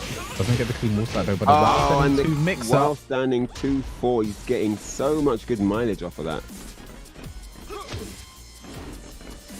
Down 4-4, just stay away. Or standing 2-3 actually, that one is. He didn't do this. But he does have 2-4 as well. Yeah. Looks a bit different there. I always say the wrong one as well. Nice, and there he does the slide. A spring kick. Big risk as well when you spring kick with Eddie because they just not even do a full launch in the back. This is a close game here. 4-4-3 blocked. Fishing for that back 4. Hitman. Oh, tried to catch him. Oh, doesn't punish that. Okay, gets a juggle anyway now. Takes him to the wall, but no. Oh, does Acid Rain no punish? Acid Rain is actually launch and block. Yeah. Oh my goodness. Can Lemus take this round? Ooh, I can't believe that wasn't guaranteed. Yeah, the Raven looked like a whip punish. A 4-4-3, nice. You know what? That's something he does so well. And no, you have to. Oh, this is not dead though. Oh, he finishes the second. Oh my god, I can't believe it. Woo! You know Jim's going to be happy with that round, that's for sure. You normally do the second hit in that situation when you expect them to block the first one and try and punish, and they can't do it. But brazenly throws out the upward 3 there. Yeah, this is looking. Look at this. Looking like a good round right now for Lemus. The one thing we're seeing Fighting GM do so well is the fake slide into the 4-4-3. It works so consistently, and while setting 2-4. While standing 2-3 again. Yes, I always say the wrong one. And there we go. By GM. While standing 2-3, and yeah, really, really confident gameplay at the end, once he got stuck in. And I think he's like 4 for 4 on slide motion while standing 2-3. He lands it on everyone literally every time. And I don't think he's used a single slide in that situation. He's done it in the more guaranteed Oki scenarios, but he's never done it in that plain 50-50 setup mix-up. So yeah, really interesting stuff from him there. But it goes to show you, if you've got a successful tactic, you don't necessarily have to change it on the next opponent just because they may or may not have been watching your matches previously. You go with the flow, go with what you're comfortable with, and you make them make you need to change, if that makes sense. Do your thing, and until you need something else, you don't change it. Simple as that. I think that's something that kind of burns me as a player, though, myself, just to watch. Is like, there's no reason to really duck on your backs against the wall against Lee in that situation, because even if he does slide, he's going to swap sides and put his back to the wall. Actually, no, that's only Shaheen. Lee will keep you back to the wall, but still in that situation, there's no reason to really duck there. Like, the slide can come, but, I feel like just take the slide, because the wall splat is going to be the most dangerous thing you can take there. And that's what Fine Gym has really been working with.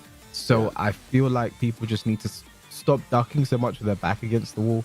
Like, it's really the mids that are the scary thing when your back is to the wall. So it's not the best. It's one of those things where you just react to what you see instantly. It's like if someone throws a punch in your face and you naturally flinch. It's sort of one of those things, where your natural defense mechanism comes in when you see a Law or a Lee in crouch motion using that slide motion. Then you do naturally kind of flinch into duck position, and that's the only time he needs that 1 second of crouch position to land the while standing 2-3 on you into big damage against the wall. But it's also that kind of thing where you're like, why did I even duck? But in hindsight, in the moment you do it, but then after it's like, what was I doing? Why did I could have taken, I had all my life, I could have taken the slide, So yeah, very an experience, I guess.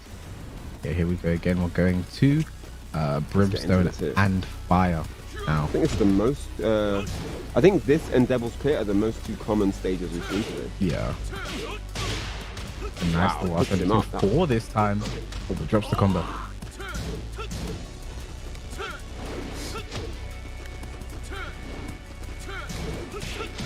And I feel like Lemus kind of has no idea what to do right now. It's just throwing things out. And that was sick. Underneath the high power crush attempt.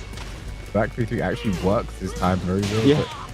Oh, and there's that power crush. I haven't seen that in a few games. Just doing the relaxed slide. Rage drive, spend plus frames. Was mid. And great whiff punish. Ow. All of that. Excellent whiff punish there from Fighting GM. And yeah, I like that. This time he just does the downfall 1 and then waits this time so he can block the power crush as well. Get off me. GM is on a 14 win streak, guys. Just thought I'd mention that. Just saying. It looks like he's going to keep it as well, because this is going to be nice damage as well. And the wall bounce, you need to stop ducking with your back against the wall. Oh man, the bad habit is getting him killed here. Oh. I mean, you can't win the tournament with your ranked streak and then continue in rank. That is just disrespectful. I mean, come on. I think GM, he doesn't care right now. All right, the classic, the down for 2 count here though. I mean, if trying to keep him against the wall. Oh, he didn't get all of that. Yeah, it doesn't get tricky timing on that. The 3-3-3s. He just whiffs the throw out. He just seems lost right now to me. Yeah. And Fine GM is just taking full advantage of that. And he's lost the rage drive as well now. On his last legs here versus Fighting GM, he just looks unbeatable at the moment. Running 3 though, he's getting something started, but okay, counter hit. Relax. No damage off that though. No break on the throw again in that same situation against the wall. Oh, but that's it. That's so unfortunate. That is the worst way to go out. The throw just came back to haunt him. If something finally worked and then it ends up biting him in the foot. So. Oh man, or in the back, all that combo. There was more after that as well. Really, really unfortunate. Great start from Lemus, but unfortunately, just once GM got going, we saw it again. This is the kind of thing we saw in the opening set with GM, where the opponent started very strong, but then once he got started, got the wheels turning, it was just really uphill for the opponent. So yeah, Lemus will then drop down into the lower bracket after that, and Fighting GM marches forward into the winners finals. So how many rounds did Lemus get there? Was it 1 or 2? I think he got 2 rounds in that. No, I think he got 1 round. Oh, So he got 1 round. in total, Fighting Gym has only lost 2 rounds so far. Oh so let's my see gosh. what that makes the bracket look like right now. Because Deadly, absolutely deadly. This is crazy stuff. if I'm Divine Exorcist, I'm like, oh gosh, this is the guy I have to play. He is cruising while he gives everyone a bruising here in this Open Series monthly final for North America. Great stuff from everyone so far. Big shout outs to the top 8 here. And yeah, we've got Lemus Alejandro is going to be taking on Damas. And then Icebone 5 versus Sense Sonic to come here in the lower bracket. And then, of course, Divine Exorcist versus Fighting GM in that winners final. Definitely one to look out for. I think we might be having that next up. So yeah, really hyped about that one. Yeah, just see how the lower bracket matches progress as well. But yeah, I think no surprises when you look at the way the bracket is when, you know, Divine Exorcist is someone who I bigged up. You know, going into this, someone to look out for, already a champion of one of the EVA warm-up tournaments, so someone to look out for. And Fire GM is obviously the standout name when you look into this this event. And if you guys at home think you can take on this kind of talent, play against these kind of players, you can by signing up and getting involved at compete.playstation.com. You know, get involved and try and win some prize money yourself. All right. So what do we have next? What was that?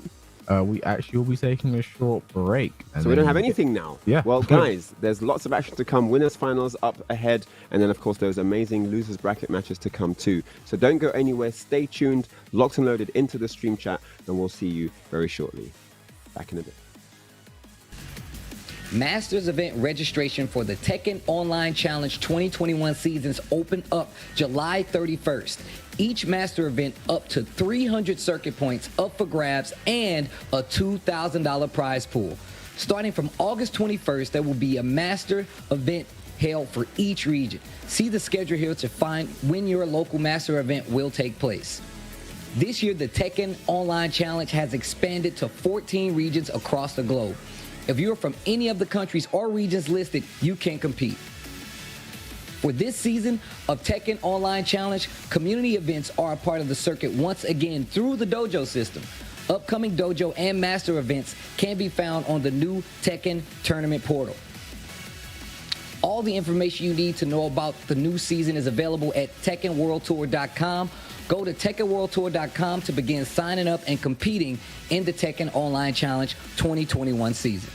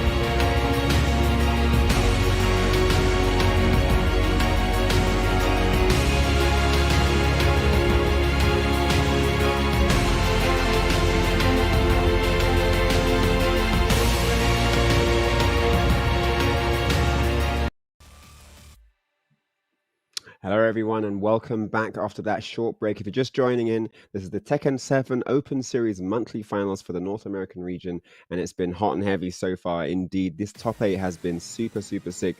Fighting GM looking unbeatable, but there are a few contenders who may stand in this path. What do you think of what's been happening so far, K-Wiz? I mean, Fighting GM in total has only lost 2 rounds going up to this point, going to the upper bracket final. So if you're going to put your money on anyone, that's why I would. But if you do it in an upset, I feel like the best person to do that will be Divine Exorcist. You know, I've mentioned before, already a champion in a tournament similar fashion to this one. So definitely someone I would have my eye on going into this, and that is going to be the game, I believe, coming up next, the upper bracket final. Looking at this now, and as you can see, the lower bracket has been progressing, and Sonic has already taken out Ice Phone 5, potentially Claudia mirror match. We do not know, but like I said, I expected him to make that lower bracket run. He's already looking good right now. I'm going to play the winner of Lemus, Alejandro, and Rectify Damus. Yeah. So that's going to be really good. Yeah, whittling down here, almost down to the top 4. Just waiting for the winner of that Damus Alejandro match, and that's going to be our top 4 here for the North American region. And it's been really close. Some of the games have been so clutch. Some of the rounds, especially, you know, coming down to the wire with the clutch down 4s and stuff like that. And a lot of these scrambles have been really interesting because it's just, you know, one guy messes something up, the other guy doesn't get the punish, and the other guy doesn't get the punish on the mispunish, and it's just crazy stuff. So yeah, I know exactly really fun which game we're talking about as well. yeah, I mean. But guys, next up is the winners final. So let us know in the comments, let us know in the poll who you think is going to take the victory here. Is it going to be Fighting GM, or is it going to be Mr. Divine himself? Because both guys playing really well. Oh, and the results are in, and it's Fighting GM with 71. Divine Exorcist only got 29. Not sure if that's fair. I mean, did you expect higher?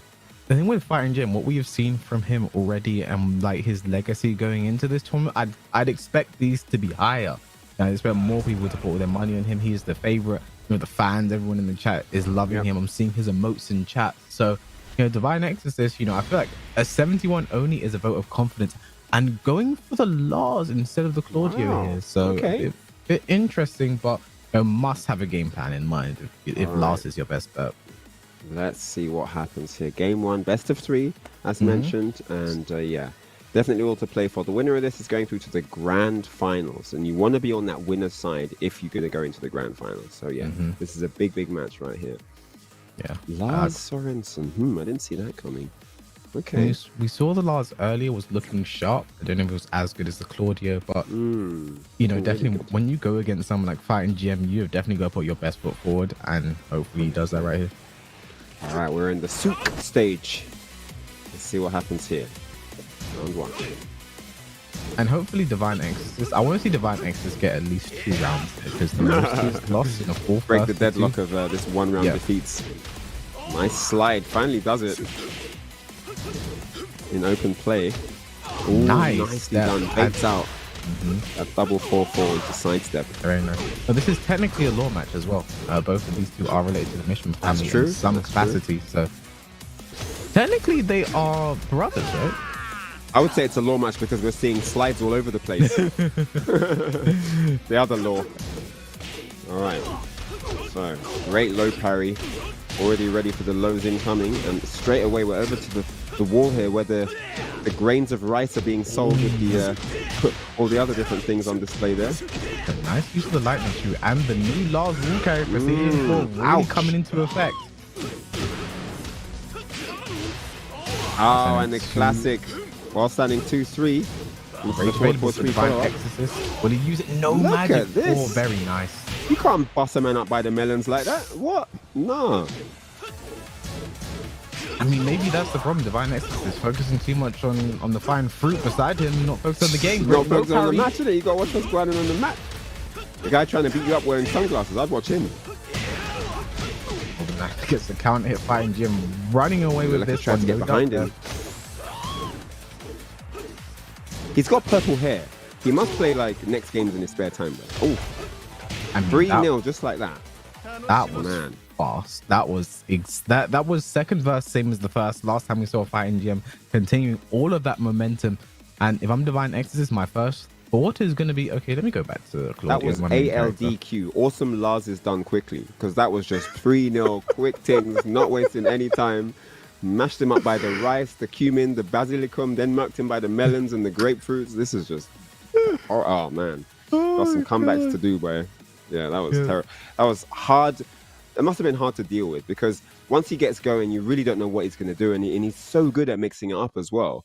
Almost everything he goes for hits, you know, and everything that he does that gets blocked is a setup for something else, like he did with the 4-4 side step down 4-2 when you block it, you know. So he's just ready for everything, and it's very hard to deal with someone who gets confident in that momentum of play. You know, and that's the thing, against when you're playing someone like Fighting GM, you know, he is someone who 9 times out of 10, especially in a tournament in this environment, he's probably played someone of a way higher caliber than you have. You know what I mean? He has been in these situations, these clutch situations, like a million times, and he knows what he's doing. And for his opponent in an event like this, Fighting GM might be the best player you've ever played before, you know, considering his level of skill, where he's traveled, the players he's beaten. And, you know, for him, this might just be like another walk in the park, and it looks that way. Like, he didn't even lose around that time. And if I am Divine Exorcist right now, you have to pull out the main character. You have to pull out the Claudia if you have any hope of turning this around. So these guys really can use this as an experience for them, you know. They're playing someone who they've never played. They're playing someone of a caliber they haven't really got a lot of experience against. And so they're going to have to use this as a learning tool, you know. He's gone back to the Claudio. He's gone home where it's comfortable. I think that's a good look here. I think that's what maybe he should have opened with, but it's still not too late to start something now. And he did try out, you know, the Lars, which is also good. He's got the experience now. Okay, this doesn't work because X and Y. That's also a good thing.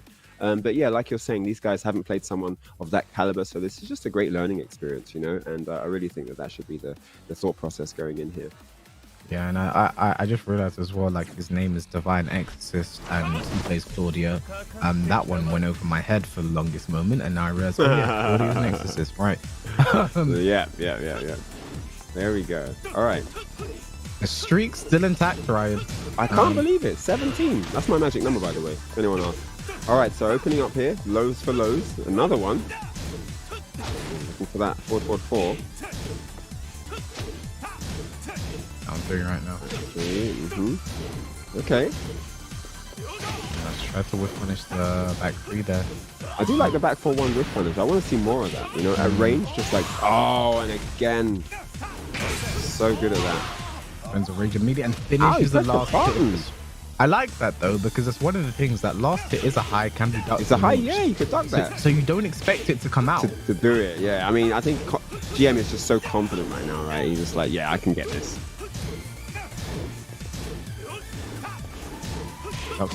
Gets nothing. Nice acid rain punish. There it is. Nice. That's not easy. Nice timing there. Off me. Over the back four counter. And after throw break, back four is a classic, man. Opts to keep the balcony. This. But... 5 straight rounds. I can't believe this guy. Is anyone going to stop him today? This is wild. I just want guys in the chat, is GM going to win without losing that streak? That's what I want to know from you. 1 if you think yes, and 2 if you don't think he's going to win, keeping the streak. I want to know if he's going to lose any more rounds today. Or the forward. That's the classic right there. Scoop up. The Hagen-Dazs picks him up here. Ducks it this time, but the sidewalk could come into play, but he still gets the combo off of it. Very nice. Side step forward. Signs of life here from Divine Exorcist. Nice. This should be the round. Forward 1+2, 1+2, and he there it is. The round. Well, there's your question answered. 3 rounds round on the board. We're fighting GM in this tournament. But the question is, can Divine Exorcist make it 4 rounds lost? Can't believe we're counting rounds lost here. It's so dire right now. He's just so dominant. That's a victory in of itself. Exactly. Down back 3-0. Clips the toes. Give him that pedicure right now. 4-3 count it. This is it. Round 4. Oh, he's got a second round. Is it over for the streak? Is 17 the highest it gets here? I mean, Divine Exorcist, the low power. Wait a second, Ryan. And the confidence. There was ever a doubt. We know it's back now.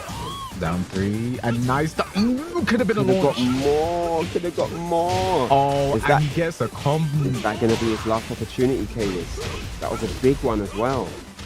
Oh, and this time he does the slide. He's so smart with that. No, it's all falling apart. Oh, that one chance.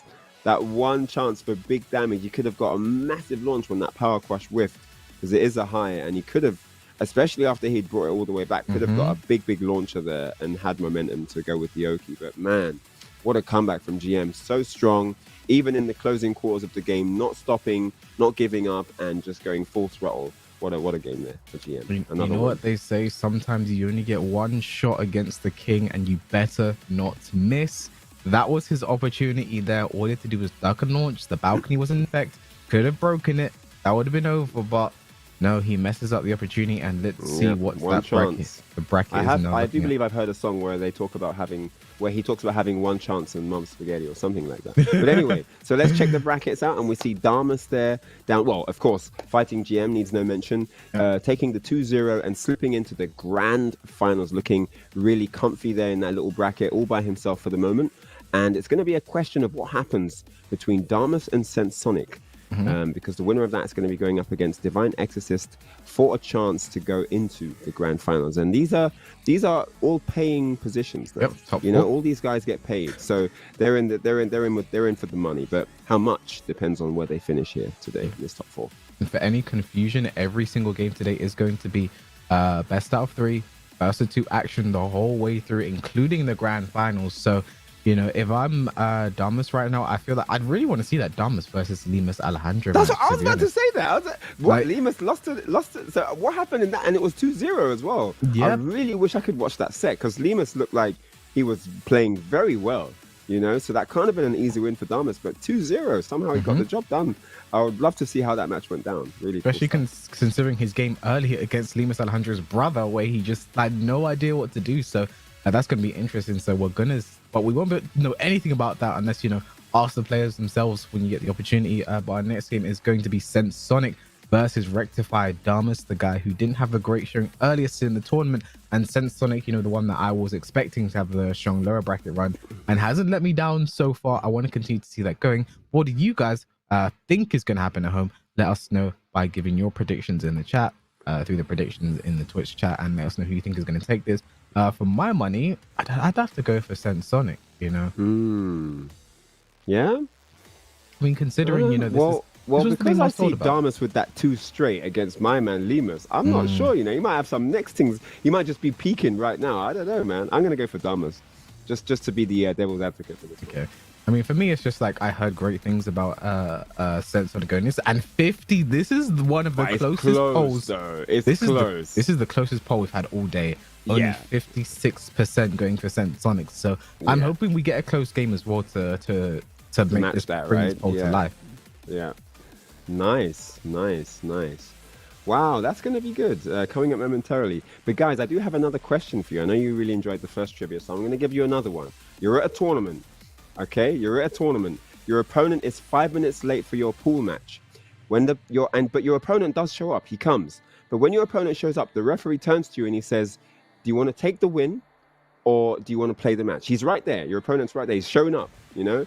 And are you taking the win free, or are you going to play the match since they came? Answer in the chat, guys. Let's get talking about it. Tournament match. Are you taking the free win, or are you going to play? They're right there. They're like, "Hey, man, I'm really sorry I'm late. Can we play?" But the ref gives you the choice. If you say it's up, it's a wrap. You move forward in the bracket, or you can play the match. What are you doing? Let me know in the chat, guys. What would you do? What would you do, K-Wiz? It depends who the opponent is. If it's like Neo or Austin Ash, I'm like, oh, sorry, man. Like, I'm just trying to adhere to the rules, and like the guy said you're late, and I there's nothing. I'm sorry, there's anything I can do about it. But you know, if it's like my first or second game against the guy who, you know, he didn't expect to, you know, go very far in the tournament, and he's just here to have fun and he wants to compete. You know, he's learning. I'll be like, no, sure, we'll play. It definitely depends. It definitely depends who I'm playing. You know, if it's. And then what I'll do is I'll screenshot the win I have against me or Arsenal National or whatever. And be like, yeah, I beat them in tournament. You know, like look at this. So I won 2-0. yeah, I won 2-0. There was nothing he could do. He couldn't touch me. So that it 110% depends who I'm playing. Because some people say, well, it's a big tournament, you know, it's an Evo pool. I'm not taking any chances. It's his fault for being late. I'm taking the win. I've heard people do that. People have done that at Evo. All right, let's go in here. So game 1.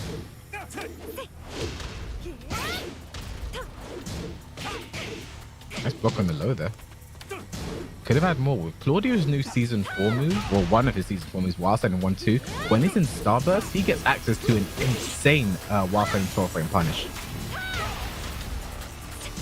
Yeah.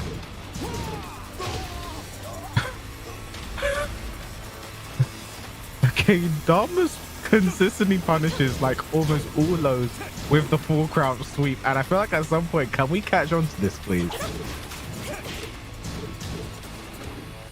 I like that range he used the kunai from there, makes it unpunishable, and oh my goodness.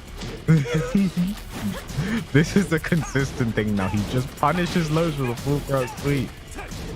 Running 2 now, plus frames looking good. Sense Sonic rushing down right now.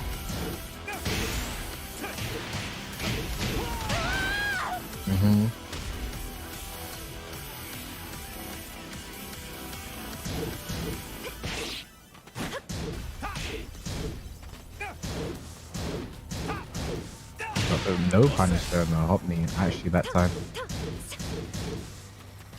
I just want to see someone do that. Should be a wall bounce, yeah, and nice for running 2, but no, doesn't get the wall again. But back one will get the wall, and this, I thought that was around with the max damage combo, but he takes it anyway. You know, one thing I want to see someone play against Damas, purposely do a low, get it blocked on purpose, and then block the sweep, because I'm tired of this. Ooh, the hop kick, but oh, he went for the back turn shoulder. Did work out. I like the option there. Oh gosh. Oh, the twin pistons. Very nice there. Should go to the wall. This combo. No, drops it. Just do a low. Just do a low. Watch him block it.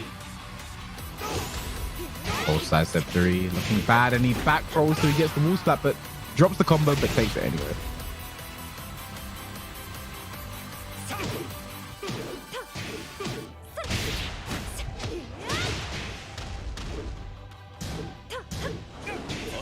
Ooh, nice duck. Running 2 to take the damage. Side step 4. Here come the lows. No, you can't back roll that situation. Too patient. Backdashing was back to the wall.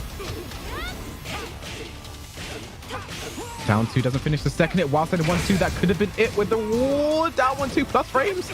Running 2 more plus frames. The hop knee, but it's a float. Oof. That was a little Mayweather gut punch there for a certain Sonic to take that round. And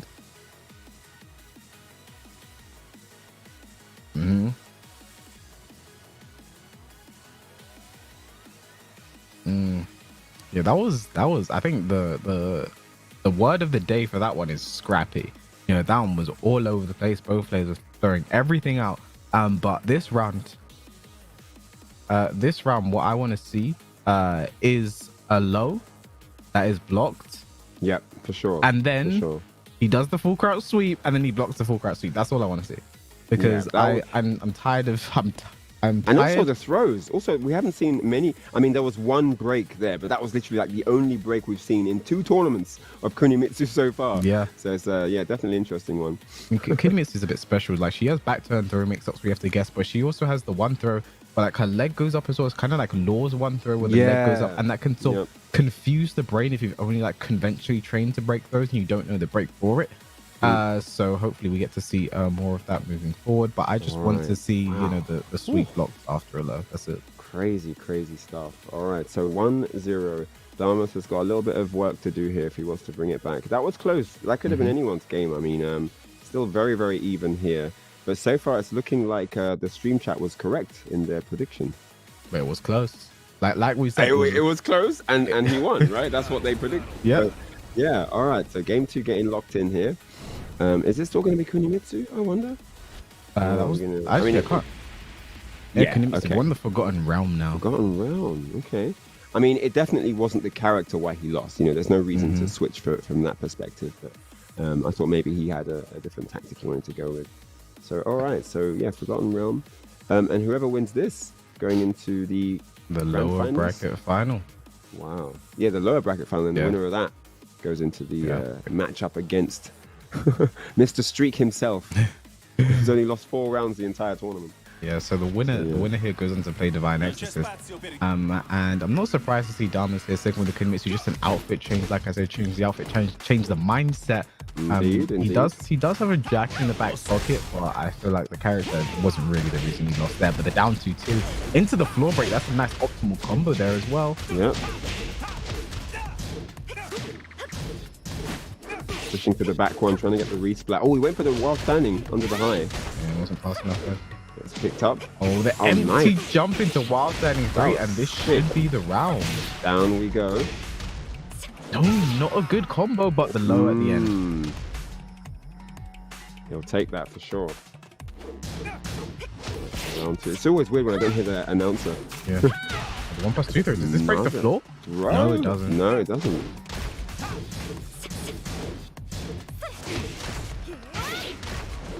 The guy towards you there, the wild Look at this.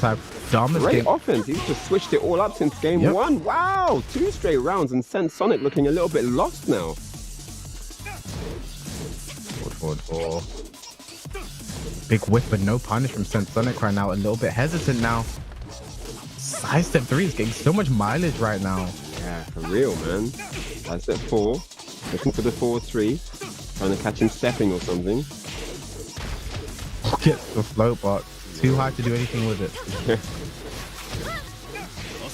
Nice. He knows his stuff here. Down we go. Yeah, breaks it immediately. Tries to go for a Beyblade, and things are going all over the place right now. Damas in rage, running 2. That would have killed if he wasn't floated. Oh, and there's the low. Those are the cheeky round ending strings right there. 1-3. We'll get them low enders. Oh, the mid launcher, the back turn only -12, and no, Kunimitsu's combos are notoriously inconsistent in those situations. Oh, crush, nice. I'm back 3. I'm back 3 again. Seen that a lot. Down back 3 into while running 2, right? And that happens quite a lot. He's making it work really well. Oh, and look at this from Damas. Solid comeback in game 2. Look at that. All the momentum on his side, and he just really took control, didn't he? You know, it wasn't about waiting for opportunities. It's like, I'm going in, this is my stage, I'm going to make this game mine. And he really just made Sonic look a little bit uncomfortable in a lot of those exchanges. Yeah, I mean, those side step 3s are just working like it crazy. I'm not the biggest fan because I think it's side step 4, I can't remember. The move is like on the reactable scale, so seeing it hit so often is something that boils my blood. Yeah, but I mean, I do need to see more of that, or just the hop kicks, just to calm it down if you feel like one's coming, because you know it's really not being. And one thing as well, I don't mind him maybe just going for a Rago hop kick here or there, because we're seeing that Damas's punishment is not really up to snuff right now. You know, when he blocks lows, he's doing full crouch sweeps. When he blocks certain things, like he's not getting maximum punishes. So I wouldn't mind seeing a bit more aggression coming out here from Sonic. Sure. I think you know, it's a situation of it is high stakes. They're in the losers semis. You know, they want to get that spot next in the losers final and grand final. So there's probably some nerves at play here. And then there's that thing where you don't expect them to keep doing it. You know, I think sometimes that plays a role. You're thinking about other things that they might throw out, and then again, oh, you got me again. Oh, damn it. And oh, again, you got me again. I'm going to go for something. I got a counter hit that time, and sometimes that can happen. You know, especially in short sets. So. But I know what you mean, because you think like, well, by a certain number of hits, they're ready now. You know, they're going to be prepared for it. But Tekken is a massive game. There can be so many, there can be hundreds of things that they could do, right? So I think that it's one of them things where he just wasn't prepared. But maybe a bit of unfamiliarity as well. You know, maybe not used to facing the character that often. So a little bit of ill preparedness in that sense. But yeah, let's see what happens. Final game. Definitely. For a spot in that losers final, and I know Divine X is going to be watching on with beady eyes to see who takes this one. Yep.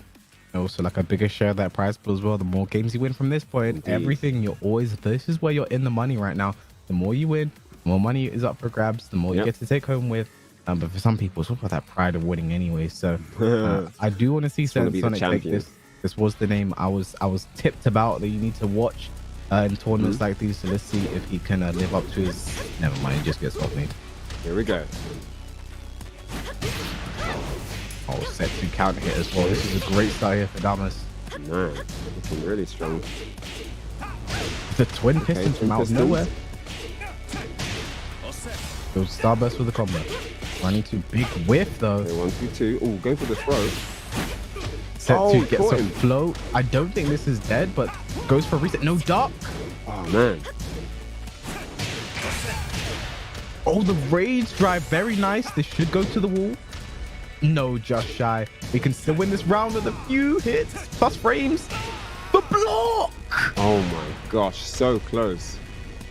Wow. That block really came out of nowhere. Very nice there from Damas. Great awareness. And he actually did a while standing punish for once, which is nice to see. Yeah. And he's really mixing up his Setsu Nagake mix-ups here. He went for the 2 before, the mid.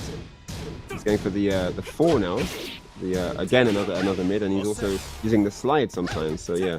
Nice punish from the back. I mean, you have to with Kunimitsu, right? Again, Literally everything she has. So.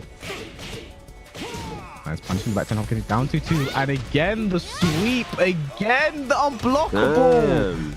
This is this. Wow, what a turnaround from what we expected. Oh my god, the low again. Oh, look at all of these lows. Sent Sonic not like this.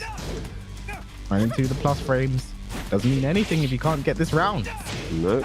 Okay, but the hop kick. Like I said, I want to see more aggression, more Waggo. You need it right now. Yes, a little bit more. Got to inject that aggression there. Keep your opponent guessing. Down back 4. Punish on the shoulder. 1+2 throw back turn. What's the follow-up One here? more hit's going to do it here for Damas. Up 3. He needed that. And that's going to be it. Straight into Rage Art. No funny business. Yeah. Just going to do what takes the damage. There's the Quincy Uryu Ishida bow to take the round. All right, so looking for the launch. Oh my, it's just the low is whenever Damas needs to keep opening, Oh it is my just gosh, that low look at- right there, and you see like Sonic isn't doing anything about it. One throw not broken. If he back throws, he's dead. With a get up 3, but doesn't get a pickup. Things are not looking good right now. No whip punish there as He's well. got rage drive. He's going to get to use it though. Running Running to 2. Pressure to the wall now. Oh, and Damas takes it. Man, the back 2 to close it, looked like. That's insane as well, considering how Sonic back looked 2. so good in that first game. Yeah. The adaptation from Damas, like what was working were the lows. You know, the lows, every low was hitting. Like even the reactable lows, Sonic can't do anything about his getting hit by them. And then just like that, he takes it, and Damas moves on into the. I mean, if you told me beforehand from when we started, I'm sure we see in the bracket in a small moment that Damas would be the one to end in our lowest bracket final from his first game. I wouldn't have believed you because Is that the first time the poll has not been right? I think so. I think it's the first time our poll has been incorrect, and the bracket will show us just how wrong, you know, you guys are. What are the voting percentage on it? I mean, they have a good percentage though. I mean, I think they're like on a 95% correct guesses so far, so we'll give them that one. But there we see it down at the bottom, 2-1. Damas takes it over Sonic, who did have the stronger start in that set, and he moves forward to face off against Divine Exorcist for a spot in the grand finals. Yeah, Divine Exorcist. So this is literally a run back for him. The person that put Damas in losers bracket the first round of this top 8 now gets another chance to rectify his mistake, you know, see what lost him the game, what focus on those things and take it back. I feel like Divine Exorcist might go straight for the last because that's what got him the win the last time. Or maybe he'll go for the Claudio, thinking ahead to his game against Fighting GM, because as Claudio is really what put him ahead there. So keep that character warm and ready to go. And he did just see Damas lose. Damas win against the Claudio, so that might play on his mind. We will know what you guys at home think. Make sure you put your prediction to see who you guys think are going to take this one and Fighting GM in the finals. And if you guys want to get involved in the next Open Series tournament, make sure you head on over to compete.playstation.com and sign up for the amazing tournaments for multiple games. I mean, whatever you're into, you know, whether it's FIFA, whether it's NBA, whether it's Gundam, whether it's Tekken, Guilty Gear. There's also Auto Chess. I mean, everything's on there. So head on over to compete.playstation.com and get involved in the monthly series. the open series for the monthly tournaments. Yeah, definitely. I'll definitely be cool stuff. checking out the Guilty Gear Strive ones as well. I'm really getting into that game. As of late, I have a lot of fun playing that game. I think right now there's a 10v10 happening, and North America versus EU 10v10 is happening. Yeah. So, Like they've been doing because of the netcode in that game. They've been doing a lot of different things. They've been doing I know there was Japan versus NA. They're doing Japan versus Korea, EU. It's just really nice to see like cool. you know what great netcode can do for a game and like uniting a community. Because especially since how COVID sidelined a lot of offline Oh events. wow! Look at that. The results are in 54% to Damas. People have been shaken. Slightly edging. So people last time it was okay. Actually, I don't think we did. We were able to get a vote for these two, and now it's Divine Exorcist. So people think Damas is looking good right now. He's going to actually win Kunimitsu. on the run back. So let's see how that goes. I'm not too sure about that. Divine I feel like the Exorcist. Kunimitsu's been warming up very slowly and slowly and surely warming up in this tournament. So if there's any time to get it going, it's now. Losers final. You want to get it all started. But yeah, he looked. I don't know. It wasn't random frenzied attacking. It was very calculated movement and execution and very deliberate. So I did like the style of Kunimitsu that he used in that last set. So yeah, let's see what's going to happen. Damas versus Divine Exorcist. Straight for the last again. No surprises. Not even bothering with the Claudio. I mean, it's interesting to think, like the person that put Divine Exorcist in losers bracket, lower bracket, the only person that he lost to today was fighting GM. So, with that in mind, it's like, I feel like that speaks to his skill level so far, getting this far. And I think before Divine Exorcist had an unbeaten streak, right, as well when you looked at his player card. So the only person that's taken out in one of these tournaments has been fighting GM. So right, yeah, that is something to think about going into this, but go straight for the Lars instead of the Claudio. Just much prefer this matchup character-wise, and it starts off with a great block there in the set 3. And we shouldn't be going toward this combo. It is Lars after all. No, just shy. All right, so Fighting GM's going to be watching this one on. He's going to be facing one of these in grand finals. Very aggressive start here from Divine Exorcist. Yeah, there's like pressure on. He goes for the kunai. And that was actually quite smart there. Hitting the kunai from the range where it couldn't be punished. Did back 2 just in case he tried to retaliate. Oh, sick. Oh, but the ducks were high, and this should be the first round for Divine Exorcist. Punch in the face. Guaranteed. That'll do it. I mean, Divine Ace is just picking up right where he left off from in the last battle, but Damas should be ready for this. You tried to block the low there. I saw Lars with the duck. There's a punish. 1, 2, 2. Oh, nice low parry. So on point. Should we go to the wall? Unfortunately, the combo there, but there it is. Random hot knee. Up forward 3. You've got to use it. Nice. It's a combo anyway. It's hard to do that with a pickup from that situation, but still gets it. Down back 4. Rage available now for Divine Exorcist. Are we going to see it? Yes, we are. There we go. Wow. Oh my gosh. That is an option and a half. Oh, sick. One that actually does clear on blocks. You can't duck the second hit. Back 2 power crush to say, stay away from me. Nice low parry. That's a good read on when Damas likes to go low. Wait, we'll carry off that as well. One for not broken. And nice. When your back is to wall like that, that is guaranteed to be back, bro. Back 4, 3. Rage available for Divine Exorcist. Blocked. Punish. Or just whip the throw and the rage drives collide. Oh my god. Dom is looking way better than he did in their winner's side game for Divine Exorcist. Not gonna let this one go home without a fight. Forward 4 there. Alright, getting the pressure going now. He's forcing Damas to block and take the situation, but gets hit by a counter hit there. Does not work out. Yeah, for the him. 3-4 caught him. Not sure what he tried to do there. And I'm seeing Divine Exorcist's punishment isn't fantastic right now. Lars gets great punishes on a lot of these moves. Knockdowns and plus frames, but just not getting it right now. And that's only going to build confidence to Damas once he cottons onto that, because obviously it allows him to have a bigger, wider variety in his repertoire. Oh, here Look comes at this that now. though. Trying to express himself. And the rage drive again. Oh my god. Okay. Wow. You know what that's interesting is Wow, I did not expect that. when you watch their winners side game, it went the first round was clear for Divine Exorcist, and the second round was final round, final hit. You know, Right, mix up right. slow-mo situation, right? It seemed like the longer the game went on, the better Damas was playing. And it sort of came down to, I feel like if Damas had won that game and gone on, I feel like he could have taken it. I feel like the Lars is starting to lose effect, and I feel like it's time for Divine Exorcist to pull out the Claudio. We saw how well the Claudio did against Fighting GM, so I feel like you keep that out, go for it, and you should be able to close this out. But the people at home said that Damas is going to take this, and they were wrong the last time. They're going to be wrong twice in a row. I think that's quite unlikely. That's true, actually. You make a good point about how Claudio did do a lot better. Did do a lot better against Fighting GM than the last did. Like a lot better, right? It looked like he was even going to take the game. I mean, he had that chance where he could have really whiff punished the whiffed power crush, and could have maybe taken the game from that opportunity. So yeah, maybe the Claudio is a better option here. But Damas has just done some. He's done something different. He's done some hindsight thinking. He's looked at his losses and he's thought, okay, this is what I need to change. And because he's really looking like a different kind of player right now. There's a lot more control. There's a lot more general confidence in his gameplay, which seemed to be missing in the beginning.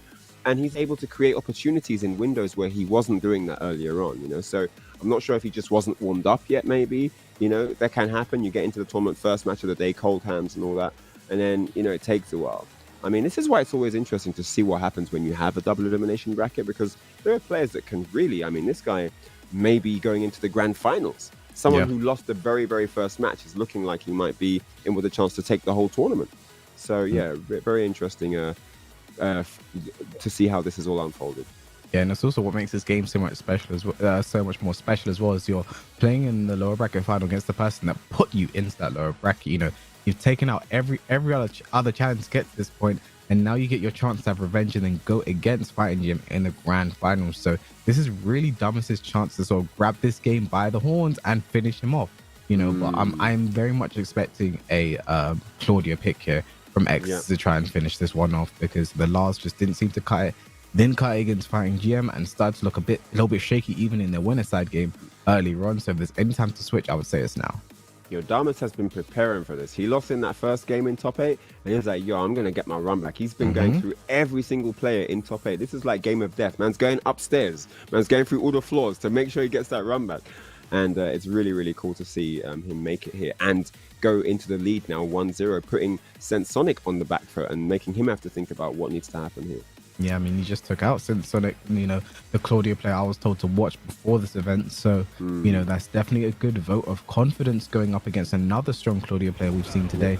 So we're getting to the game now, and I'm hoping we see that Claudio pick here from Exodus if we want to see this one be close, because Lars just stopped cutting. Staying with Lars? Staying I respect with it. Lars. Divine Exorcist, man. Staying with Lars. Wow.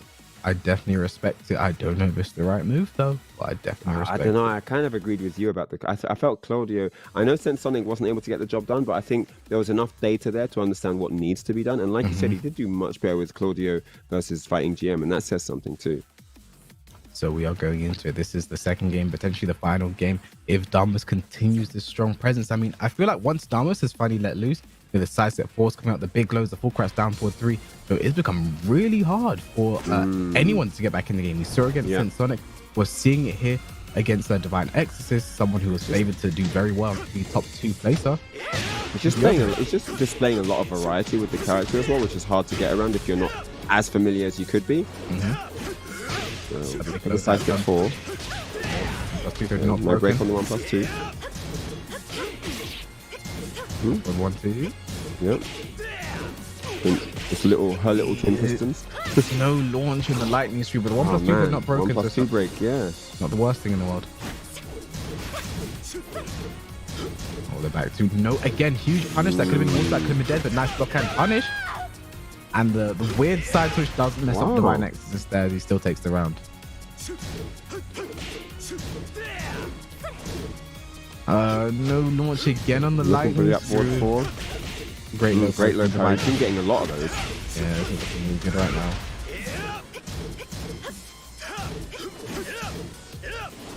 That was that throw you talked about. Set 2.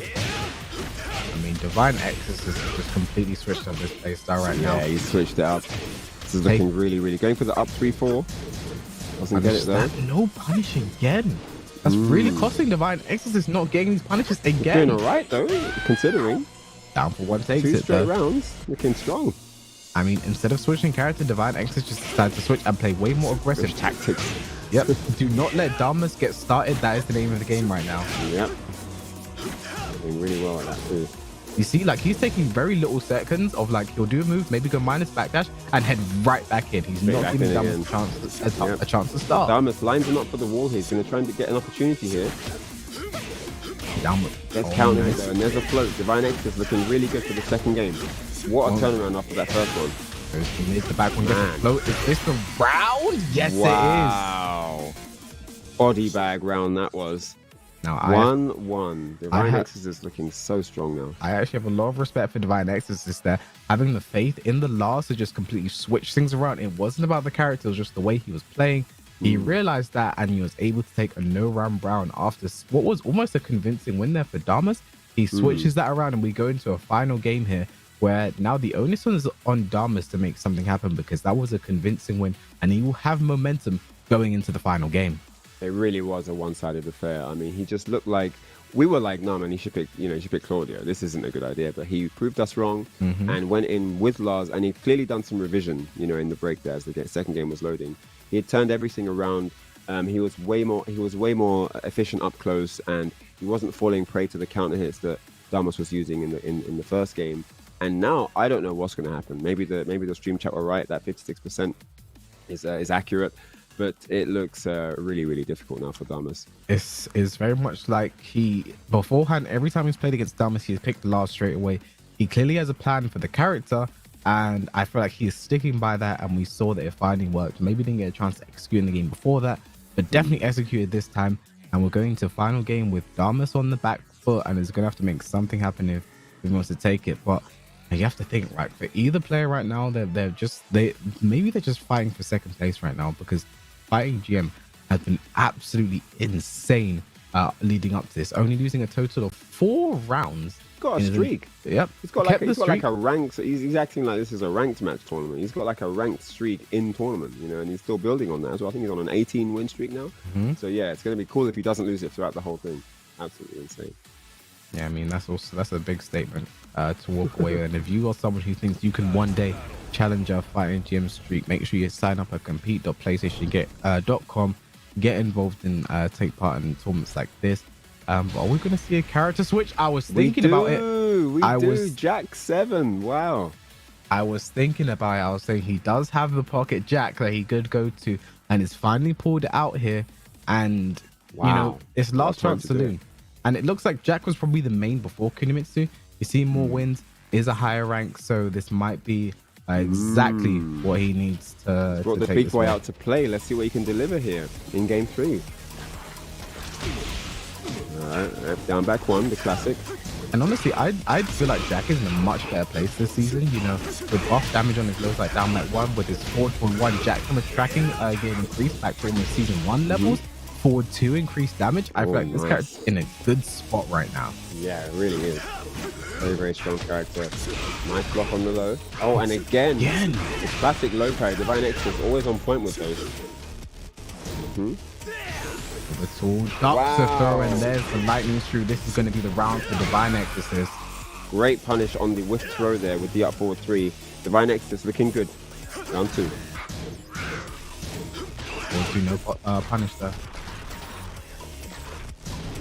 Again, that's one thing I'm seeing from Divine Exorcist. His block punishment, his whiff punishment is really letting him down right now. Yeah. And, against someone like Damas, it might be okay with, but if he does win this and go against Fighting GM, that's the jackhammer. It's definitely looking for it now. And Divine Exorcist just being really careful, not giving Damas any comfortable positioning at all. And look at this, just like that. Goes up 2 rounds very quickly here. Damas is in trouble. 5 rounds straight right now as well, and no, the up loss does not reach as a punish. It's actually a move that's actually very difficult to punish for most of the cast, actually. Trade. Really unfortunate for Damas. He would have been happy to get that launch. He needs the damage. Oh man, this is looking like Jack may not have been the one. I mean, Late now though. Maybe you just do what Divine Exorcist did. Instead of switching characters, you switch your play style. But Tactics, yeah. Everything getting blocked that matters. Oh, and the interrupt. Great stuff from Divine Exorcist. ooh, that would have been almost it if you got the full launch for that. Look at the debug. He tried it. Didn't get it though. He's looking bad right now in the man. 4-3.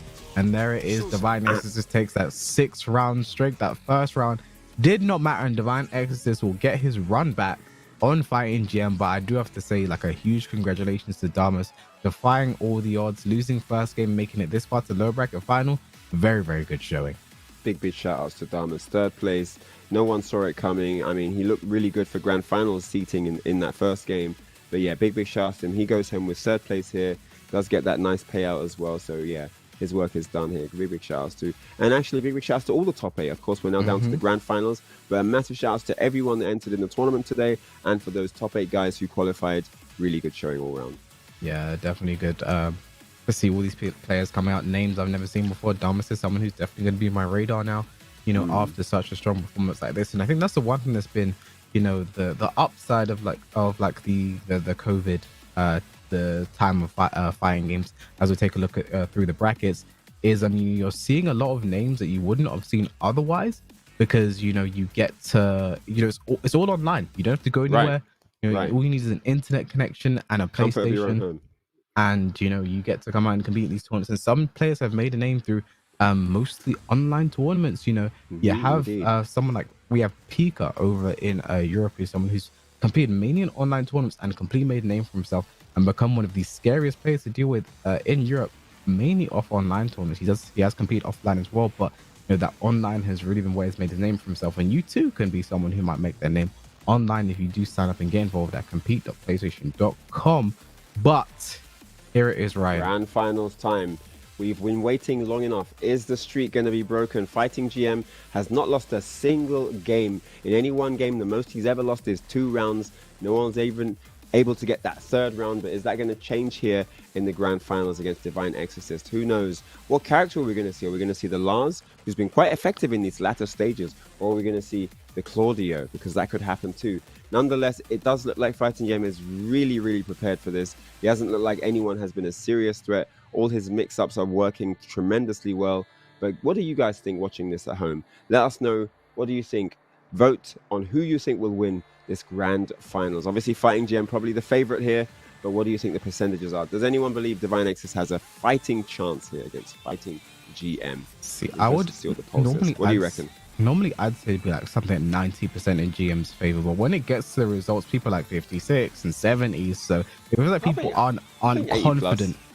Confident in their vote. So I'm gonna say 90 anyway, because I think the chat seems to be so vocal in his support. But if it turns out, you know, you guys aren't saying it, you're just, but a lot of you guys are fake, because you say it, but you're not actually putting the money on the line. You're not actually voting. So you don't truly believe that he's gonna take it. Yeah, I do believe that GM should have this one in the bag, but I think 80-something%. But yeah, with that said, we've got the player cards ready, so let's hop in and check those out. And yes, there we have it. The Divine Exorcist versus Fighting GM. Both have 10 wins. Divine Exorcist with that 1 loss, very close in win ratios here, 91% over 100. And Fighting GM with that strong win streak going into this one. I mean, you have to keep in mind, like, that 1 loss Divine Exorcist took was to Fighting GM. They were both undefeated coming into this event. And I think the story had to be that these two meet in the grand finals, right? So can Divine Exorcist at the very least do a bracket reset and put a blemish on that record? Will Fighting GM continue with that 100% win record? 85%. That's the highest we've had. Definitely in the 80s. Wow. I mean, we knew that GM was going to be the heavy favorite here. 85%. He's earned that throughout his performance in this tournament. He's shown everyone that, hey, he's the man to beat right here. That style is looking really effective.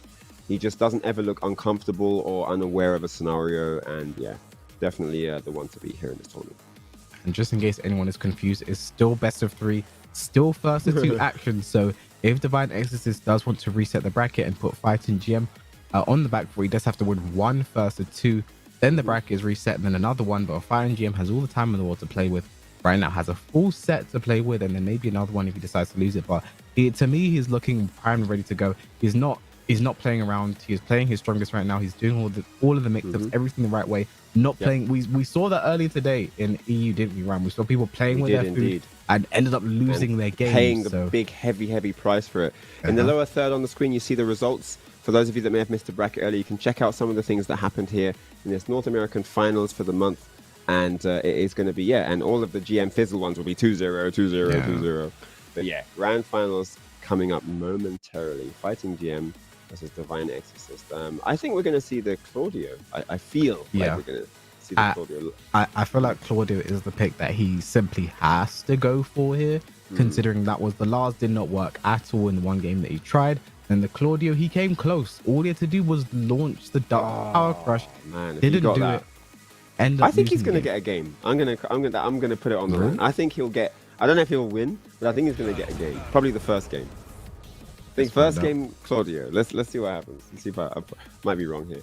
But guys, let's get it. It's going to be the grand finals of the PlayStation Tournament Open Series monthly final here for Tekken 7 in the North American region. Fighting GM versus Divine Exorcist, who's going with Lars. Much to K-Wiss's dismay here by the expression on his face. It is not Claudio. It is not Claudio. It's only best of 3. So this is a big one. This is literally half of the tournament bracket given away here if the last pick does not work out. So here we go. Game 1 about to get underway. Let's get it. It's also an exact repeat of the first game of their winners' final match. Same stage and everything. Right? Yeah. So. All right. What has he learned is the question. Back 4 clips in. Fighting GM now looking to close this one. We're on a 20 win streak here. Nice block. On the slide. Opening confidently, Fighting GM. I mean, one thing I'm seeing so far is, Divine Exorcist, the whiff punishment, block punishment still isn't on point. I think it was a bit better with the Claudio, so. Alright. So fairly. Gets the pick up. And that's going to be the round, isn't it? Over to the wall we go. Yeah, that's it. Wow. The wall finishes the job. Wall. I don't know. I really don't know how I feel about this. I feel like Claudio even does better, like matchup wise, rather than just how the player is playing the characters. So I feel like better as the tournament progresses, which is always a scary proposition when someone is very dominant as well. But this is a good start here for Divine Exorcist here in round 2. Going for the mix-up. Fancy stuff is if this doesn't work, he's going to regret that immediately. Leaving damage on the table, not the preferred option. Generally speaking. Is he going to get around? And then we go around the 5th round. Fighting GM has lost in this top 8 bracket. Wow. Look at this. Round opener. Not going for the tech trap this time. Taking the guaranteed damage. Oh, no break on the regular throw. It was a weird one. It sort of threw him out of his button. I'm not surprised that one worked, actually. And Divine X is very close to taking another someone round here. Who finally doesn't crouch by the wall. It. Divine X is my guess going to come to fruition? I predicted first game Divine Exorcist. Let's go. Oh, no power crush. Is Fighting GM going to actually the acid rain, very nice. Actually lose a game? Oh, and he caught him. The slide tackle bait into the while standing 2-3 again. Getting all the damage that time. Oh, but the counter hit. This is going to be the round for Fighting GM. Yep. Okay. Woo! 2 rounds each here. Well, this is exactly what Divine Exorcist needs. And it is a big vote of confidence for his last, to be honest. But the lightning screw throws it out and launches him with the up 4-3 over at the wall now. Shoulder block. Yep, max damage. Trying to get another wall splat. Fighting GM now, trying to keep the streak alive. It's looking really dire for the streak. Whilst they do punish. Punish again. No punish. He gets a knockdown on that. Ooh. The power crush. Back for counter. This isn't going to be the round because the side was going to mess it up. No, it is. Oh, the down 3. Those long, lanky legs got bare range. And Fighting GM takes the first game. The last pick, not a bad one. I got to say, did better than we both expected, but definitely Fighting GM just too strong in the moment. And gets that clutch counter hit to close it with the down 3 off the wall like Vans. And takes the lead here. Yeah, I'm just seeing too many missed opportunities from Divine Exorcist. Too many chances for punishes missed. too many block punishes missed, too many whiff punishes missed, and against someone like Fighting Jim, you cannot leave that damage on the table. You have to take him out. The moment you get an opportunity, he could have realistically won that game there. And now he actually has a really difficult choice ahead of him. Before, he had the same thing against Damas. He can switch characters and go to the Claudio, which I believe has performed better today.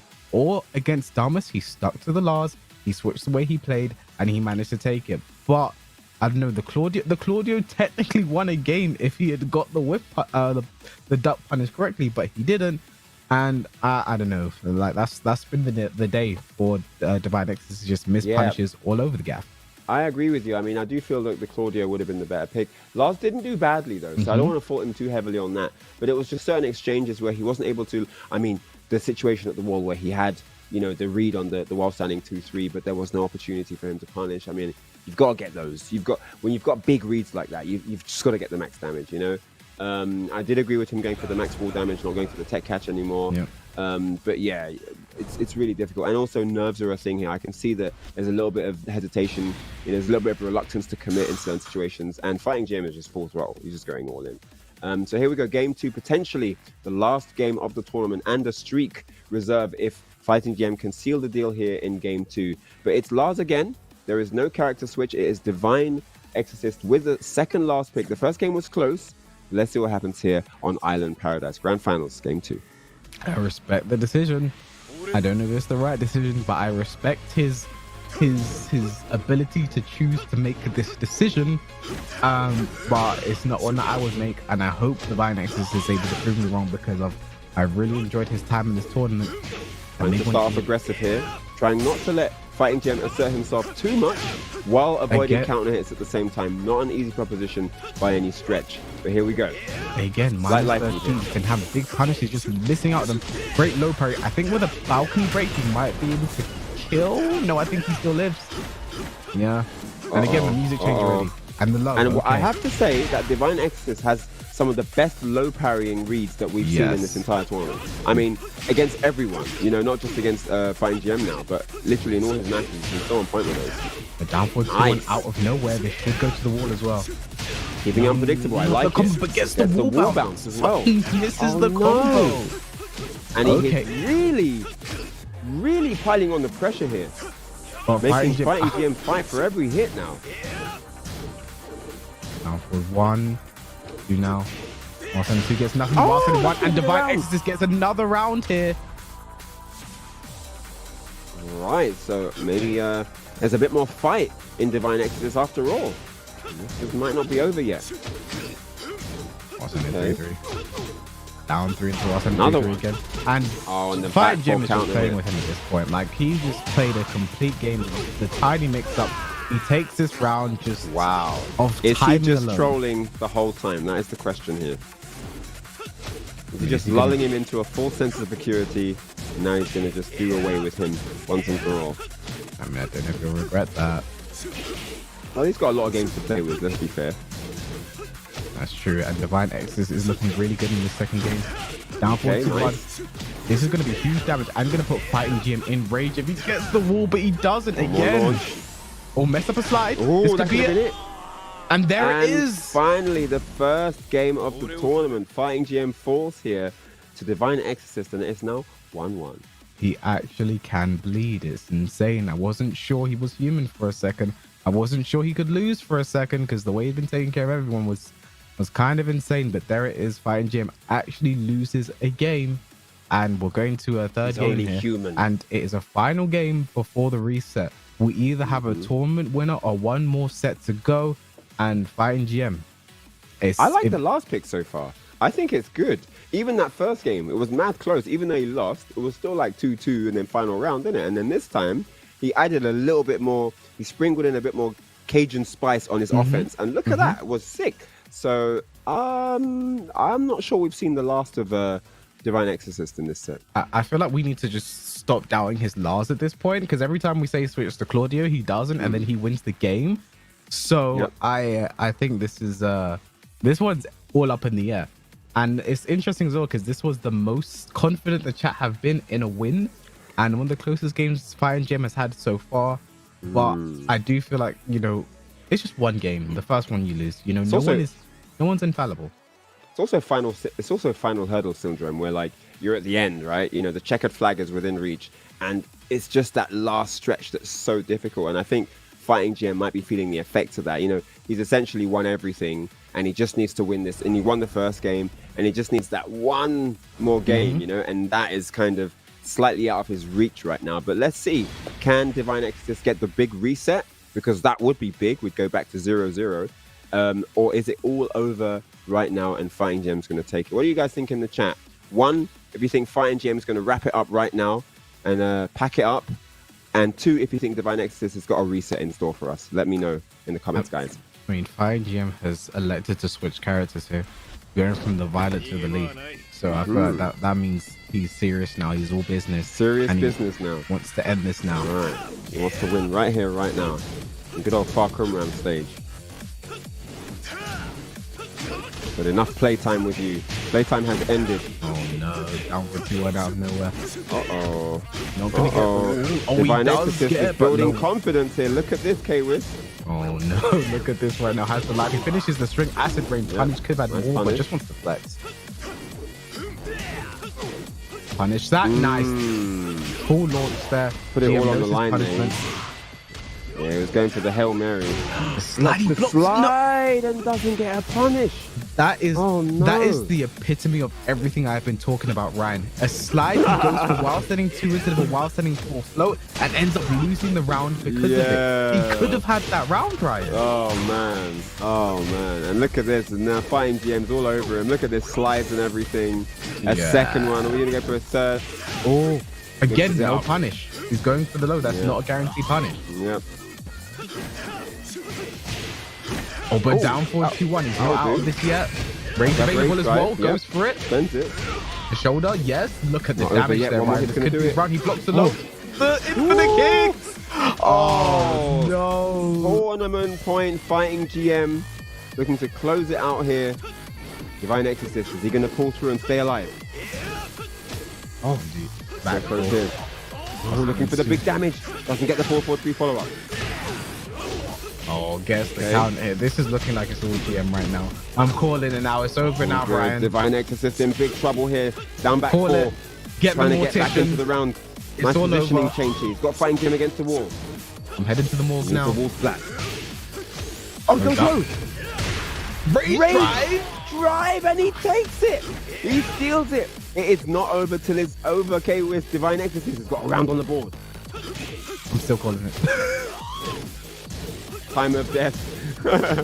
All right, there we go. Down back 4 now. Up forward 4, catches him ducking. You cannot read my mix-up, sir, says Divine Exorcist. Look at this. Downstairs we go now. Almost to the next Divine one with no screw. Still in. No duck from Fighting GM. And GM under a bit of pressure right now. Okay, the block while setting 3-3. Infinite kick. Oh, one more hit's going to do it. Going to tie up the rounds unless GM. Looking for the 4-4-3. Oh, great. That was so sick. I don't think this is dead, but he has a floor break. Doesn't use it while standing 3-3. He doesn't need it because while standing 3-3 is going to close the set. And Fighting GM is your Open Series final Tekken 7 champion here for North America. What an amazing performance. Not losing a single set to anyone. Great stuff to both those players, man. That was hype. We just say a huge shout to Divine Exorcist, though, someone who I didn't know much going into this. I knew he was an EVA warm-up champion, had won tournaments beforehand in this similar format. One of the best players in Mexico, from what I'm being told, his older brother also in this tournament. So great to see him go all the way. Came into this tournament undefeated, and I feel like you can leave with your head held up high, knowing that the only person you lost to was Fighting GM today. You put on a great show. I like how he believed in the laws. You know, most people would have switched. We both would have switched multiple times. We said this, but he continued. For sure. He adapted, did so well, and let's see what that makes the bracket look like. Fighting GM. Really good stuff from both players at the end there. Divine Exorcist can hold his head up high because he may have lost the set, but he won the battle because he took the streak. GM does not get to keep the streak as he leaves the tournament, even though he's the champion. Divine Exorcist did manage to snatch that away from him. But yeah, great set. Both players put on a show, and it really came down to the wire at the end there. I mean, you know, Divine Exorcist really started to pull back some rounds, and it looked like it was going to be close. We might have even been looking at a reset scenario. And if that did happen, who knows what could have happened after that, right? But Fighting GM, just the best man on the day, and really, really amazing stuff to him. If you guys want to get involved, definitely head on over, sign up and get involved using the website compete.playstation.com, where there are amazing tournaments happening all the time on all different games as well, with different genres. So yeah, if you want to be part of this, if you want to be the Fighting GM for next month, maybe head on over and get signed up to join the action. Yeah, and so that is going to be it from us on the PlayStation Open Series. It's the finals for July, but don't worry, I'm sure we will be back next month. And obviously, we had the Call of Duty yesterday, EU and NA. Today was Tekken, EU and NA, and then tomorrow there'll be Guilty Gear Strive action. So you guys definitely are not going to want to miss that. I certainly am not really loving the game right now. I hope you guys are as well, and I hope you enjoyed all of today's action. And off Ryan. Been really sick, man. Oh my god, just I know we said Fighting Gem was the man to watch out for all the way through, but a lot of the other guys have been so entertaining as well. I mean, you know, just everyone, the Kunimitsu gameplay, all of the Claudio stuff was great as well, and I really had a great time commentating with you here today, Kayos. It's been an absolute pleasure, and thank you guys in the stream chat for tuning in. Wouldn't be a show without you guys being a big part of this as well, so thank you so much for staying in with us and being a part of it to the very end. Really appreciate your time. But that's going to be it from us here on the broadcast. Thank you so much for being a part of it. Do subscribe onto the channel as well, twitch.tv/PlayStation, for all their monthly open cups, and get involved in the action. Sign up and be a big part of it. I've been Ryan Hart, and this is Kwis, and we'll see you next time. Take care, guys.